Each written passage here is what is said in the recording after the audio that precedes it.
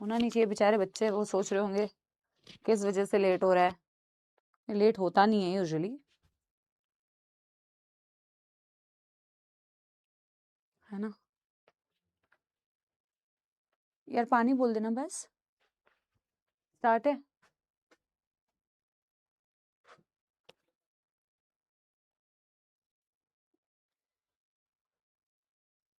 Hello hello hello, नमस्कार नमस्कार नमस्कार, good evening good evening good evening, good afternoon good afternoon good afternoon, नमस्ते नमस्ते नमस्ते। अपॉलॉजीज बेटा, 2-4 मिनट जो क्लास लेट हो गई है उसके लिए बहुत बहुत अपॉलॉजीज। ठीक है, वो थोड़ा सा आई थिंक पीपीटी जो है थोड़ा ग्लिच हो रहा था, है ना।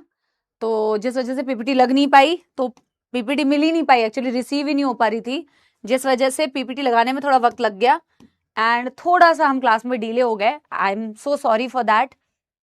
Good afternoon good afternoon good afternoon, कैसे हैं आप लोग? सबसे पहले ये बताइए, हाउ आर यू ऑल?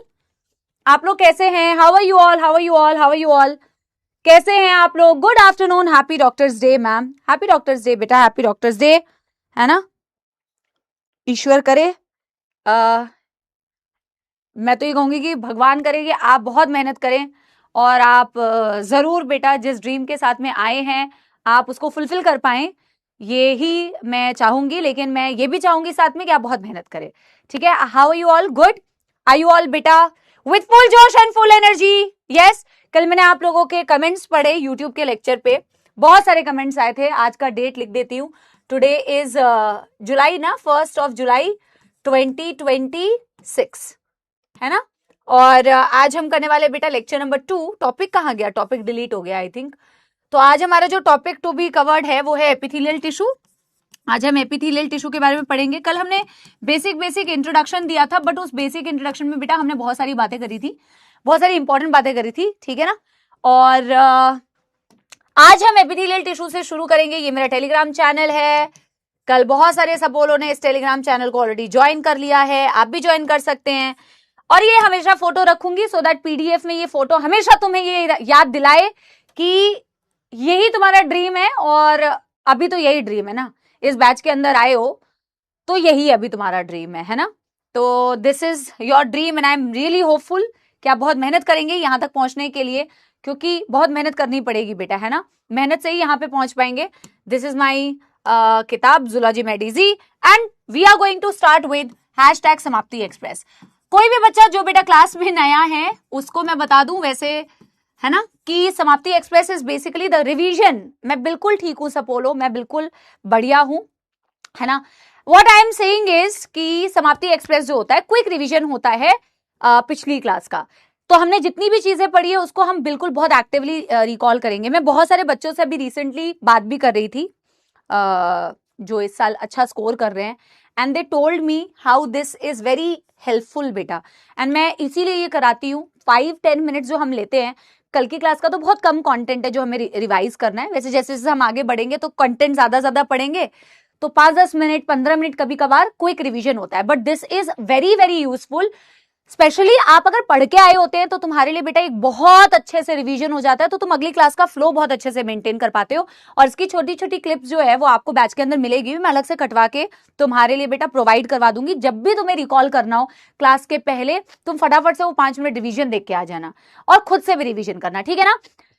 चलिए यस एवरीबॉडी बेटा शुरू करते हैं। एक बार मुझे बता दीजिए हाउ इज जोश इन द कमेंट सेक्शन, क्योंकि अब हम करेंगे बेटा फुल ऑन पढ़ाई एकदम लास्ट तक। ओके, बिल्कुल एनर्जेटिक वे में, एनर्जी के साथ में आपको बेटा क्लास को करना है। ओके, तो हमने लास्ट क्लास में पढ़ा था अबाउट बेटा स्ट्रक्चरल ऑर्गेनाइजेशन इन एनिमल्स। एनिमल्स में हमने कहा कि भाई मेटाजोन्स होते हैं।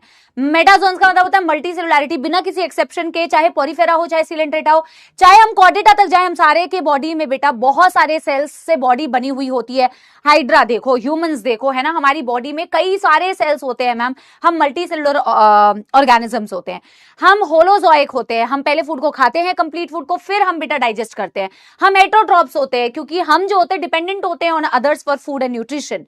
इसके अलावा मैम हम बहुत सारी चीजें यार, हम यूकैरियोट्स है, वेल डिफाइंड न्यूक्लियस है, हम रिप्रोडक्शन करते हैं, ग्रोथ होती है, लोकोमोशन होता है, मूवमेंट होता है, मेटाबॉलिज्म होता है, there are many other properties जो एक एनिमल से एसोसिएटेड होती है। किसी को कोई प्रॉब्लम तो नहीं है, पर जरूरी है क्या ऑर्गेनिजम्स जो होते हैं केवल मल्टीसेलुलर जिंदगी में एग्जिस्ट करते हैं? नहीं मैम, बहुत हो सकता है बेसिक बात 8वीं 9वीं वाली बात हमने पढ़ी थी कि यार यूनिसेलुलर ऑर्गेनिजम्स होते हैं जहां सिंगल सेल से ही बॉडी बनी होती है, तो वहां काम का डिवीजन जो है बेटा वो नहीं प्रॉपरली दिख पाएगा। प्रॉपरली क्या बेटा, एक ही सेल सारी चीजें कर रही है, वो रिप्रोडक्शन भी कर रही है, वो डाइजेशन भी कर रही है, वो सारी चीजें एक ही सेल कर रही है, सिंगल सेल, अमीबा, पैरामीशियम।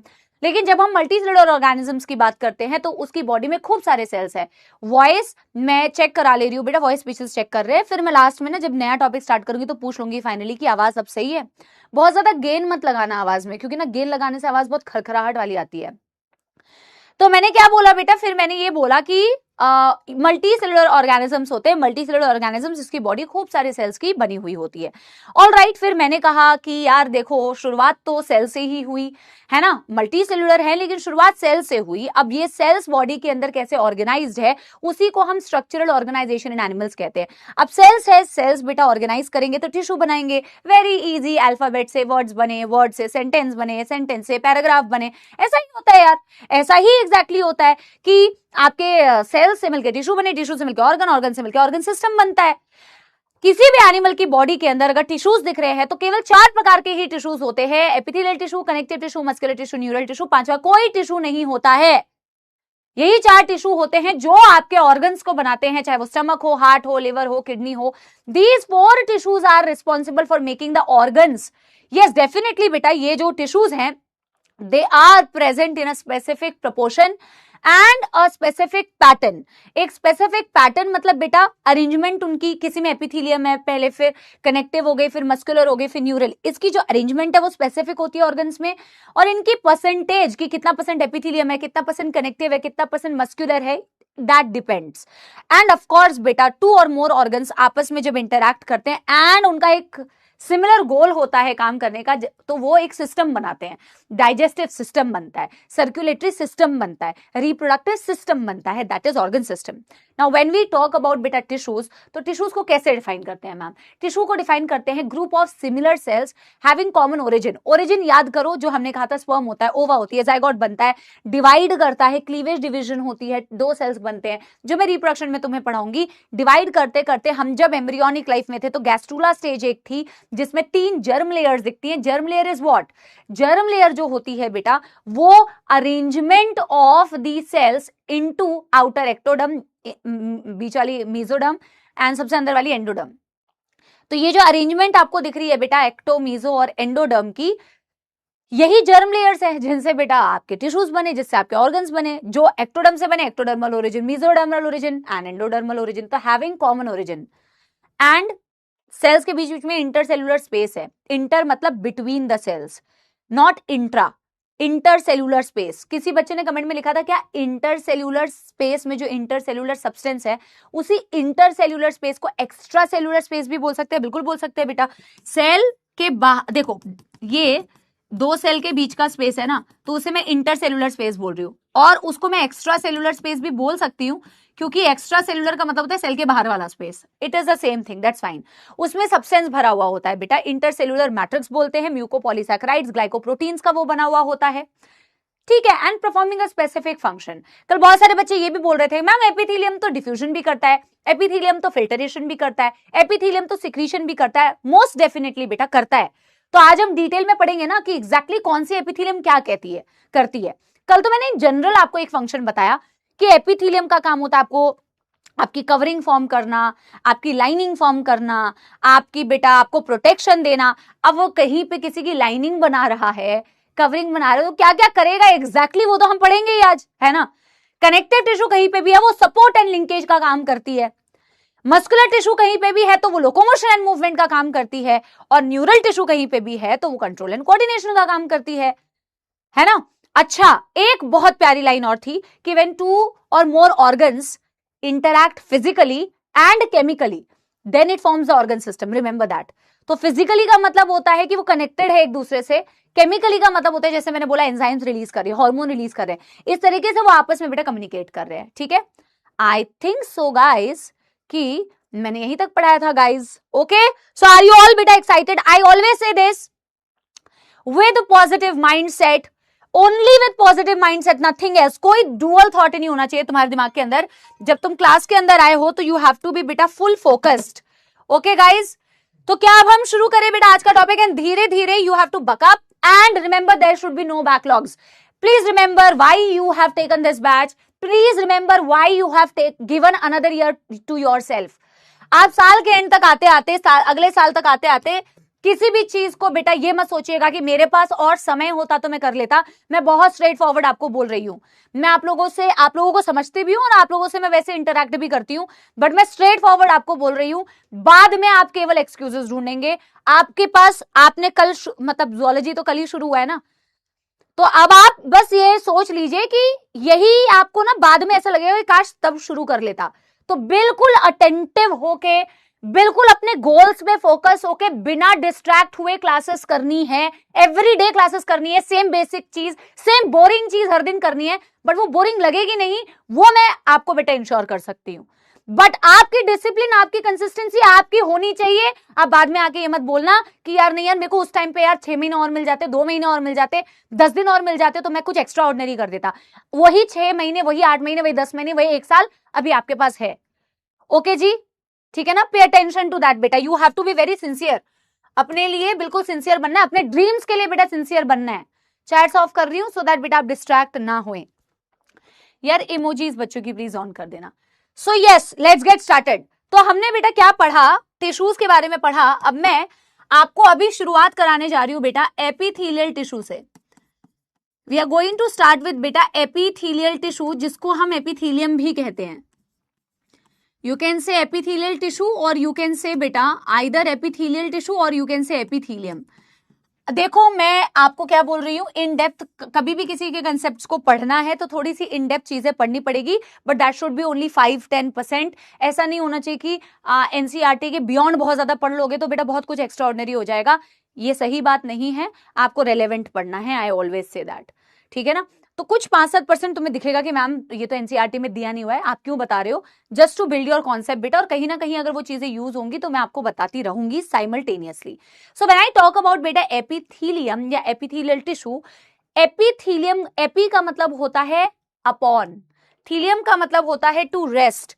यार क्या हो गया है, मुझे सब फोन पे फोन क्यों कर रहे हैं? मैं क्लास में हूं.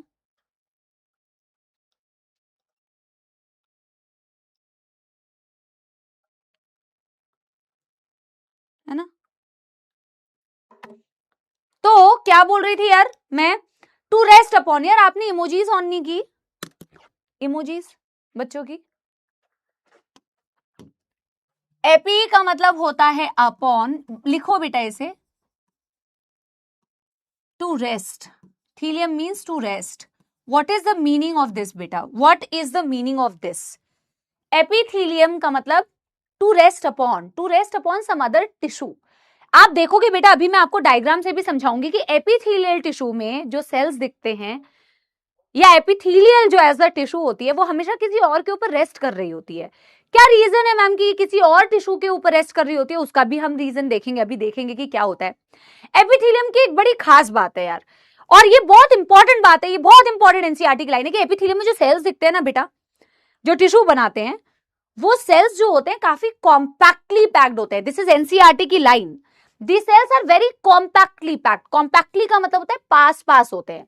और फिर एनसीईआरटी कहती है with very little intercellular space between them. और बहुत कम, क्योंकि इंटरसेलुलर स्पेस होता है तो स्पेस कम होगा, तो उस स्पेस में बेटा मैट्रिक्स भी कम होगा. हाँ या ना? एग्जैक्टली यही होता है बेटा आपके एपिथेलियम में. And why I am saying this point is very important, क्योंकि आप इसके बाद पढ़ोगे कनेक्टिव टिश्यू.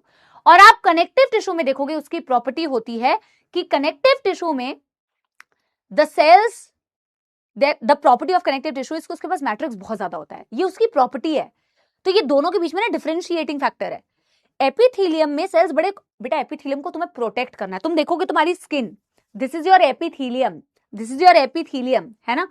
जिसको तुम्हें प्रोटेक्ट करना है वो सेल्स पास पास होने चाहिए. वो सेल्स बिल्कुल पास पास कॉम्पैक्टली होते हैं, और पास पास होंगे तो स्पेस कम होगा. ये रटने वाली बात ही नहीं है. जो पास है उसमें स्पेस कम है, स्पेस कम होगा तो मैट्रिक्स कम होगा. कनेक्टिव टिश्यू की प्रॉपर्टी होती है it has lots of matrix, उसके सेल्स में के बीच बीच में बहुत ज्यादा मैट्रिक्स होता है, उसकी खास प्रॉपर्टी है। तो मैं पहला पॉइंट तो ये लिख रही हूं, और ये वाला पॉइंट मैं तुम्हें अभी एक्सप्लेन करूंगी बेटा, डोंट यू वरी, ये मैं अभी एक्सप्लेन करूंगी तुम्हें। तो मैं सबसे पहला पॉइंट लिख रही हूं, सेल्स आर, और मैं एक काम करती हूँ यार, मैंने इसको ऐसे बेटा डिवाइड कर देती हूँ, मैं ना उस साइड में डायग्राम बनाऊंगी, मैं उस साइड में ना डायग्राम बना के तुम्हें चीजों को दिखाऊंगी, इट्स इंपॉर्टेंट, ओके। तो सेल्स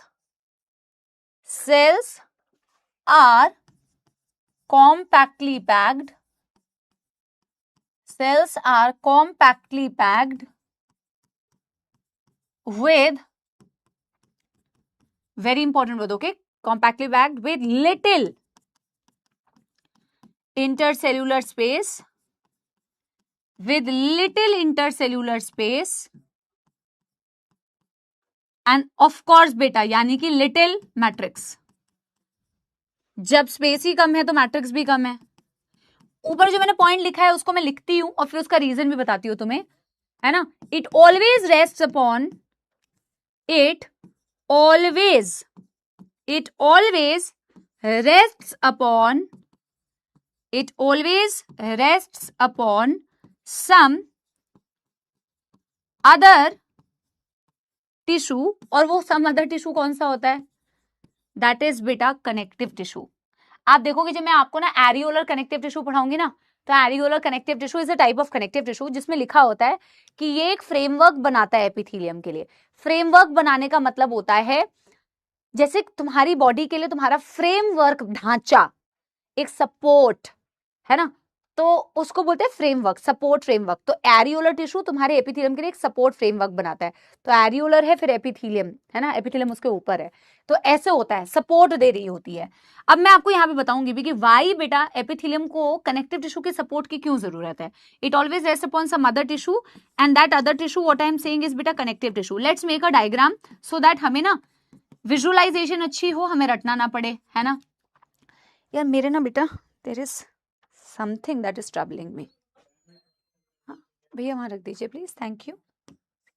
तो बनाते हैं डायग्राम, छोटू सा डायग्राम बनाना, बहुत ज्यादा बेटा इसमें हमें ज्यादा कुछ करने की जरूरत नहीं है। लेट्स मेक अ वेरी छोटा सा डायग्राम, ठीक है। सेल्स बनाते हैं। सेल्स के शेप पे मत जाना, क्योंकि सेल्स का शेप बेटा अलग अलग हो सकता है। अभी मैं तुम्हें जो शेप बना रही हूँ वो तो तुम्हें लग रहा होगा, तुमने अगर पढ़ा है एक बार तो तुम्हें मालूम होगा ये मैं कॉलमनार सेल्स बना रही हूँ। जरूरी नहीं है कि एपिथेलियम में जो सारे सेल्स होंगे वो ऐसे ही शेप के होते हैं, शेप पे तो हम बाद में आएंगे, अभी तो मैं शेप की बात ही नहीं कर रही। एंड आप लोगों को मैं ये भी बता दूं, अगर किसी बच्चे को लग रहा है मुझे आता है मैम पहले से, तो आप बहुत ही गलत माइंडसेट के साथ में बैठे हैं। आप यही सोच के बैठिए आपको नहीं आता है, हर एक चीज वैसे ही पढ़नी है, बिल्कुल वैसे ही पढ़नी है जैसे पढ़ते हुए आए हो, ठीक है ना। तो ये सोच के बैठना बेटा, ये मैंने एपिथेलियम के सेल्स बनाए हैं बेटा, और आप देख रहे हो मैंने इसके बीच बीच में बहुत कम स्पेस रखा है, क्योंकि सेल्स के बीच बीच में बहुत कम स्पेस होता है, कम स्पेस होगा तो उसमें मैट्रिक्स भी कम होगी। अब आपको लग रहा होगा मैम ये जिसके ऊपर रेस्ट कर रही है क्या ये कनेक्टिव टिश्यू है, नहीं बेटा, ये बेसमेंट मेम्ब्रेन कहलाती है, okay. There is this basement is a non cellular layer. Epithelium जो होती है, इस हाथ को अगर मान लो एपिथेलियम है, एपिथेलियम ऑलवेज बेटा rest upon a non cellular, जो सेल्स की नहीं बनी है, a non cellular layer called as basement, जो उसके इमीडिएटली नीचे मौजूद है। ये एपिथेलियम है और ये बेसमेंट है, ये बेसमेंट है जो व्हाइट वाली है। आप देखोगे इस बेसमेंट के नीचे एक लेयर होती है जिस लेयर को हम कहते हैं बेटा कनेक्टिव टिश्यू, ठीक है ना। अब मैं रीजन भी आपको अभी बताऊंगी कि क्या रीजन है इसका, why is it present like this. ये जो मैंने बनाई है ना बेटा येलो कलर से, this is the connective tissue, okay. ये जो मैंने येलो कलर से बनाई है इसको कहते हैं कनेक्टिव टिश्यू। पहले मेरे को ना एक बारी लेबलिंग करने दो, ये है epithelium, this is epithelium. Epithelium directly किसके ऊपर रेस्ट कर रही है बेटा, दिस बेसमेंट।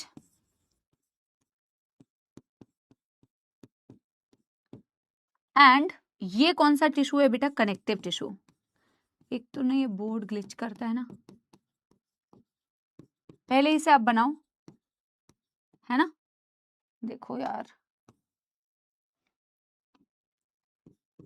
अब समझो मेरी बात को कि क्यों चाहिए होता है। मैम बेसमेंट की क्या प्रॉपर्टी है यार, ये बेसमेंट ना म्यूकोपॉलीसैकेराइड्स का बना है, ग्लाइकोप्रोटीन्स का बना है, फाइबर्स होते हैं इसके पास, सेल्स नहीं है इसके पास। तुम टिश्यू को देखोगे, टिश्यू के पास तो सेल्स होते हैं ना, कनेक्टिव टिश्यू के पास भी सेल्स है, एपिथेलियम के पास भी सेल्स है। क्या बेसमेंट सेल्यूलर लेयर है? नहीं मैम, बेसमेंट वही सेम चीज जो मैट्रिक्स का कॉम्पोजिशन है, mucopolysaccharides, glycoproteins, it also has some fibres. क्या बेसमेंट डायरेक्टली एनसीईआरटी में यहां दिया हुआ है? नहीं। तो मैमडी आप क्यों बता रहे हो? क्योंकि बेटा आगे ह्यूमन फिजियोलॉजी में ये कई बार यूज होगा, कई बार ये यूज होगा कि बेसमेंट की क्या प्रॉपर्टी होती है, बेसमेंट क्या होता है, आपको हमेशा दिखेगा।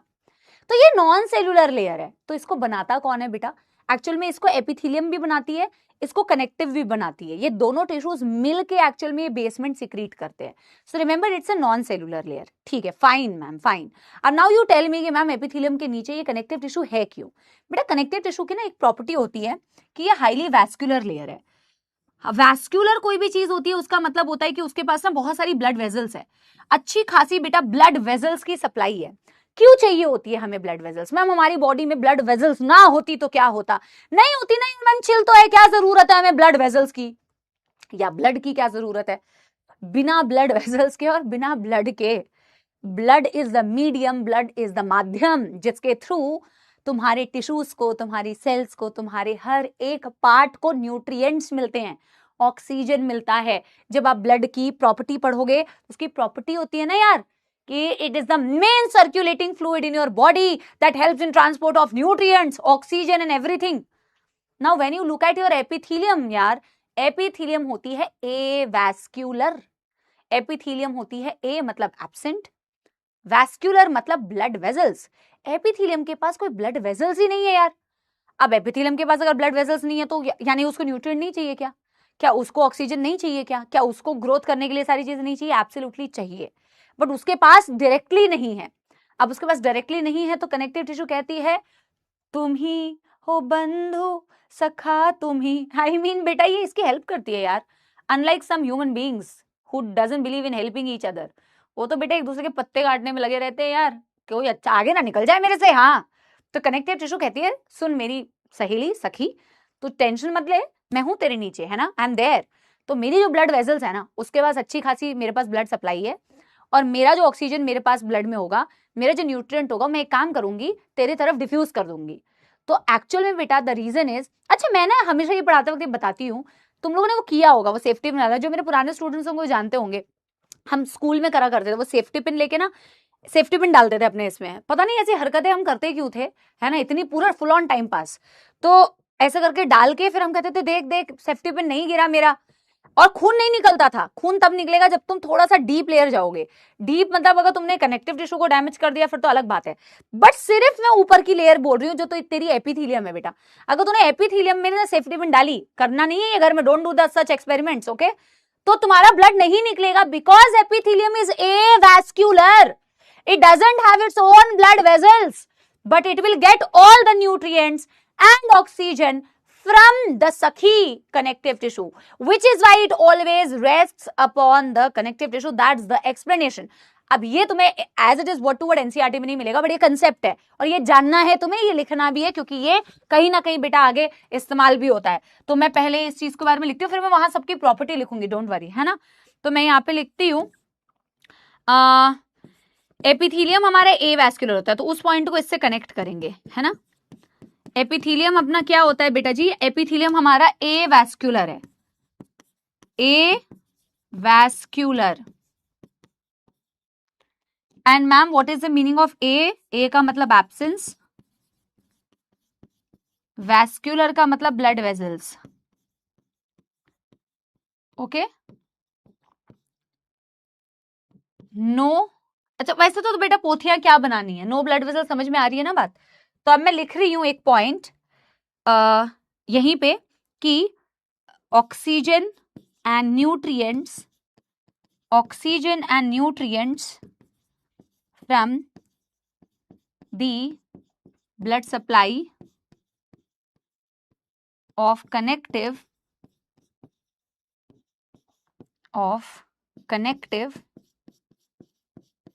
reaches epithelium reaches epithelium via basement. Basement is like a middle man. बहुत सारी जिंदगी में मिडल मैन नहीं होते हैं बेटा, जो बहुत जिंदगी की बहुत अच्छी चीज करवाते हैं, है ना. एक मिडल मैन जो आप सबको कॉमन नहीं पता, जो 2 बंदों की शादियां करवाता है ना.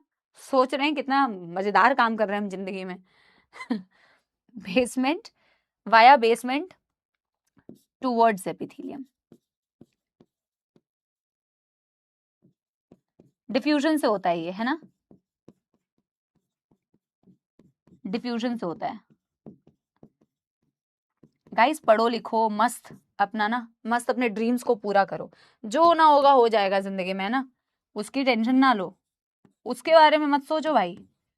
सोचो कि खुद कैसे इंडिपेंडेंट बनना है, सोचो कि खुद अपने ड्रीम्स को अभी कैसे पूरा करना है. जो तुम्हारा ड्रीम है अभी, जो मेडिकल कॉलेज है फिलहाल, उसके प्रति काम करो, बाकी सारी चीजें ऑटोमेटिकली होगी. Okay. Highly vascular, that should be your goal. बड़े गोल्स रखो ताकि बहुत बड़े गोल्स तक पहुंच पाओ. पहले यहां तक डन डनाडन डन करो बेटा, पहले यहां तक डन डनाडन डन करो. Yes everybody. इसके बारे में भी लिख लो वाला पॉइंट ना कि नॉन सेलुलर है, हालांकि एनसीईआरटी में दिया तो नहीं है, इनडायरेक्टली दिए हुई है बातें, तो हमें लिखनी पड़ेंगी. नॉन सेल्यूलर, नॉन सेल्यूलर है, वेरी इंपॉर्टेंट. वैसे तो नॉन सेल्यूलर है. किसकी बनी है मैम? ग्लाइकोप्रोटीन्स, वही सेम कॉम्पोजिशन. ग्लाइकोप्रोटीन, म्यूकोपॉलीसैकेराइड, है ना, फाइबर्स होते हैं कुछ. एंड मैम फिर इसे बनाता कौन है? It is secreted by both, secreted by both epithelium and connective. कुछ 1-2 बातें और करेंगे बेटा एपिथेलियम के बारे में. मैं इस वाले स्लाइड को ना थोड़ा सा रिकॉल करा देती हूँ. हमेशा अपने बेटा नोट्स को, अपने काम को बहुत सिस्टमैटिक वे में लिखा करो. अगर आप बहुत गंदे से चीजों को लिखोगे, ये स्टार्टिंग में टिप्स दे रही हूं तुम लोगों को, तुम अगर बहुत गंदे से लिखोगे तो बाद में पढ़ने में बिल्कुल अच्छा नहीं लगेगा. एंड दैट इज वाई मैं हमेशा कोशिश करती हूँ कि तुम्हें चीजें ऑर्गेनाइज्ड मिले, ऑर्गेनाइज्ड, सिस्टमैटिक, पढ़ने में आसान हो, है ना. अब एक बड़ी इंपॉर्टेंट बात यार, क्या बताया मैम ने? Epithelial tissue compactly packed, very less intercellular space, very less intercellular matrix. It is avascular, खुद की कोई ब्लड वेजल्स नहीं होती हैं, तो इसको न्यूट्रिशन और ऑक्सीजन कहां से मिलेगा? It always rest upon some other tissue, जो कनेक्टिव टिश्यू होती है, बट डायरेक्टली रेस्ट नहीं करती है. पहले एक नॉन सेलुलर लेयर बेसमेंट पे रेस्ट करती है, which is a non-cellular secreted by epithelium also secreted by connective, दोनों मिलके इसको secrete करती है.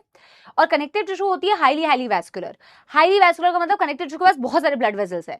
उसी ब्लड वेजल में जो ऑक्सीजन है, न्यूट्रिएंट है बेटा, वो कैसे पहुंचता है कनेक्टिव तक, और कैसे पहुंचता है एपिथेलियम तक? डिफ्यूजन. बेसमेंट से होता हुआ आपके एपिथेलियम तक पहुंच जाता है. कोई समस्या नहीं है, सबने डन कर लिया है. तो क्या मैं बेटा अगले पॉइंट पे जाऊं? Epithelium is the tissue which has highest regeneration ability.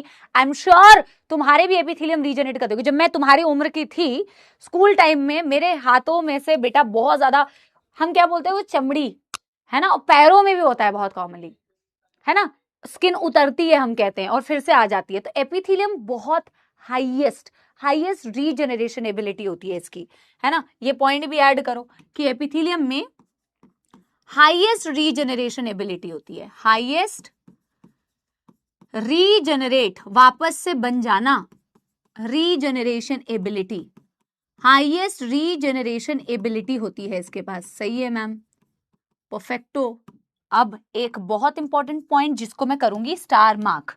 क्यों कर रहे हो मैम इसको स्टार मार्क? बिकॉज ये एनसीईआरटी की एक बहुत इंपॉर्टेंट लाइन है जिसके बहुत अच्छा मतलब है, जो समझना पड़ेगा, रटना नहीं है. क्या मतलब है? तो क्या इसके लिए एक और बार डायग्राम बनाएंगे? क्या छोटा सा बनाएंगे, बहुत ही छोटा सा, जो एनसीईआरटी की लाइन है. देखो छोटा सा बनाओ, मैंने तो बहुत बड़ा बना दिया है, छोटा सा और बनाते, एकदम छोटा सा. एनसीईआरटी ने एक लाइन दी हुई है बहुत ही प्यारी. एनसीईआरटी कहती है the free surface of epithelium either faces external environment और it faces the body fluids. How many of you remember, मैंने पीछे न्यूक्लियस नहीं बनाया हुआ ना सेल्स में, कोई दिक्कत नहीं है बेटा, कोई लोड नहीं है। अच्छा बनाया, ठीक है। अब तुम इस एपिथेलियम को देखो, इसमें मैंने बेसमेंट बनाई हुई है। What is the free surface? Free surface क्या होती है एपिथेलियम की? एनसीईआरटी की लाइन है बेटा, ध्यान देनी है। फ्री सरफेस क्या होती है आपके एपिथेलियम की? अच्छा चलो वो बाद में पूछूंगी, अभी कमेंट्स ऑन करूंगी, पूछूंगी तुमसे। एपिथेलियम की फ्री सरफेस कौन सी है? फ्री सरफेस एपिथेलियम की एपिकल सरफेस है बेटा। अगर तुम ये देखोगे this surface is the free surface, ये एपिथेलियम का बेटा फ्री सरफेस है। अच्छा इसको फ्री काय को बोला, क्यों बोला free? Free surface apical surface कहलाता है। एपिकल मतलब जो ऊपर की तरफ है ना, ये वाला जो सरफेस है दैट इज बेटा the basal surface. This is the basal surface. ऊपर वाला एपिकल सरफेस है, नीचे वाला बेसल सरफेस है, ठीक है। अब तू इस पेन को बेटा इमेजिन कर कि ये तेरा एपिथेलियम है, एपिथेलियल सेल्स है, और मेरे हाथ को इमेजिन करो ये है तुम्हारा बेसमेंट। तो सेल्स ना ऐसे खड़ी हैं, सेल्स ऐसे ऐसे ऐसे ऐसे ऐसे खड़ी हैं। तो अब अगर सेल्स ऐसे खड़ी हैं बेटा, तो ये जो सेल है ना, ये सेल का जो नीचे वाला हिस्सा है जो बेसमेंट की तरफ है, जो बेसमेंट से अटैच्ड है, वो बेसल सरफेस है। और वो तो बेसमेंट की तरफ है, वो फ्री कहाँ है? वो तो अटैच्ड बेसमेंट से कनेक्टेड है। तो जो ऊपर वाला सरफेस है ना बेटा, ये इसे मैं फ्री सरफेस कह रही हूँ। और इसकी बहुत सारी प्रॉपर्टीज होती है जो अभी हमें पढ़नी भी है ना। थोड़ा सा मैं एनसीईआरटी को ना, एनसीईआरटी में एपिथेलियम देखोगे उसकी ना बहुत ही गंदे से दिया हुआ है, बहुत मिक्स करके दिया हुआ है। हम थोड़ा उसको ना क्लासिफाइड वे में अच्छे से पढ़ेंगे, अभी मैं बताती हूँ क्या बोल रही हूँ। ये एपिकल सरफेस है ना यार, ये एपिकल सरफेस फ्री सरफेस कहलाता है, ये फ्री है। पर लाइन क्या है एनसीईआरटी की? एनसीईआरटी की लाइन है free surface either faces external environment या आउटसाइड एनवायरमेंट और इट फेसेस बॉडी फ्लूइड। इसको समझेंगे, क्वेश्चन में तो डायरेक्टली आएगा, फिलिंग द ब्लैंक्स आ जाएगा या भर दो वो आ जाएगा, इस लाइन से सॉल्व हो जाएगा, बट विल अंडरस्टैंड कि क्या कह रही है एनसीईआरटी। एनसीईआरटी की लाइन क्या है? फ्री सरफेस आइदर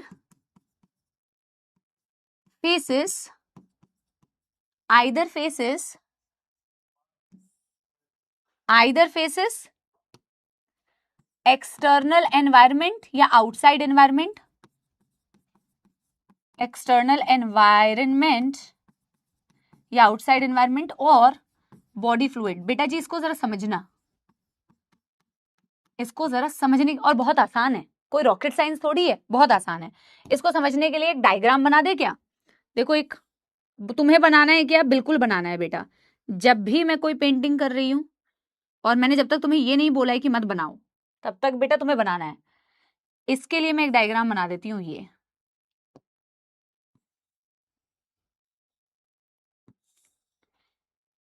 या स्टमक भी बना के देख सकते हैं यार, ठीक है। अब यार देख, क्या टिश्यू को तुम नेकेड आइज से देख सकते हो? बताओ मुझे, बताओ क्या टिश्यूज को तुम नेकेड आइज से देख सकते हो? नेकेड आइज से जो तुम्हारे सामने इतना बड़ा बड़ा लिखा है ना, वो भी नहीं देख पा रहे हो, ठीक है। तो नेकेड आइज से टिश्यू तुम देख पाओगे? आंसर मैं तुम्हें दे चुकी हूं वैसे तो। क्या देख सकते हो? हिस्टोलॉजी कहते हैं microscopic study of the tissue. अरे कहां से देख सकते हो? देखना जरा, यस कह रहे हैं, देखना, यहां बताना मेरे को एपिथेलियम। जितने बच्चे यस कह रहे हैं, जितने बच्चे वाह वाह वाह, very nice, good good good girls and good boys. अरे तुम्हारे स्किन में अगर मैं तुम्हें बोलूं कि बेटा जरा बताना यार यहाँ एपिथेलियल सेल्स, यार आज मेरी ठीक नहीं लग रही है, जरा देख पा रहे हो क्या एपिथेलियम को इंडिविजुअली, सेल्स को या टिश्यू को? नहीं देख सकते। You need a dam microscope. You will see it once you better reach wherever you want to. You will study under microscope. Microscopic study of tissue is called as histology. Study of tissues. Anyway, जितने बच्चों ने yes लिखा था अपना epithelium देखना आज जाके। अब मैंने इसीलिए बोला क्योंकि अभी मैं बना के बताऊंगी तो कई बच्चों को लगता है कि ऐसा तो दिख नहीं रहा है। ये मैं तुम्हें इसीलिए बना के बताऊंगी क्योंकि बेटा समझाने के लिए बताना पड़ेगा ना यार। हाँ, समझाने के लिए क्या बताना पड़ेगा? मैंने कहा एपिथेलियम की जो फ्री सरफेस होती है या तो एक्सटर्नल एनवायरनमेंट को फेस करती है। अब एक्सटर्नल एनवायरनमेंट का मतलब क्या है? जैसे बेटा मेरी स्किन है ना, हमारी स्किन में आउटरमोस्ट लेयर होती है, हमारी एपिथेलियम होती है। तो जब हम, और मैं पढ़ाऊंगी केराटिनाइज्ड एपिथेलियम होती है, तो अगर टेक्निकली अभी तुम्हें नहीं नजर आ रहा, बट टेक्निकली इसके सेल्स कैसे मौजूद होंगे? इसके सेल्स इसके सेल्स ऐसे मौजूद होंगे, ऐसे ऐसे खड़े होंगे, तुम्हें अभी दिख नहीं रहे हैं बट ऐसे मौजूद होंगे, ऐसे ऐसे खड़े होंगे। इसका जो फ्री सरफेस है वो ये है ना, वो एक्सटर्नल एनवायरमेंट को फेस कर रहा है, वो एक्सटर्नल एनवायरमेंट को फेस कर रहा है। तुम्हें समझ आ रहा है कि नहीं आ रहा है ये बताओ मेरे को। हाँ देखना यार, टेक्निकली ऐसे होगा ना, ऐसे दिख नहीं रहा है मैमड़ी, ये तो हमारे एपिथेलियम दिख ही नहीं रही है ऐसी। आपको कैसे, मैं तुम्हें समझाने की कोशिश कर रही हूं कि टेक्निकली जब माइक्रोस्कोप में देखोगे तो उसकी जो फ्री सरफेस है वो बाहर की तरफ है, एक्सटर्नल एनवायरमेंट की तरफ है। समझ रहे हो? That is the first meaning कि the free surface either faces external environment when बेटा when it is present in your skin and maybe when epithelium is present inside your body, maybe like in your blood vessels, तुम्हारी blood capillaries में होती है epithelium. अब इस epithelium का free surface देखो, यहां इस मैं ना, हाँ इसको ना येलो कलर से बनाती हूं, इसमें देखो ना यार, देखो ना यार, इसमें ये जो एपिथेलियम है इसका फ्री सरफेस देख यार, ये है ना, ये फ्री सरफेस है, ये फ्री सरफेस है, ये फ्री सरफेस है, ये किसकी तरफ है? मान लीजिए ब्लड वेसल है, ये बॉडी फ्लूइड्स की तरफ है कि नहीं है? कोई ना कोई बेटा फ्लूइड तो है ही है, ब्लड कैपिलरी के अंदर ब्लड होगा। तब बेटा मैं क्या कह रही हूं, तब इसकी जो फ्री सरफेस है it is towards the body fluid. या मान ले यार स्टमक में भी तुम्हारे पास एपिथेलियम होगी, उसकी एपिकल सरफेस, यहां पे भी कुछ एपिथेलियम होगी ना, ऐसे कॉलमनार एपिथेलियम होती है, पढ़ाऊंगी। इसकी फ्री सरफेस भी बेटा इस तरफ है, towards whatever fluid is present. That is the meaning.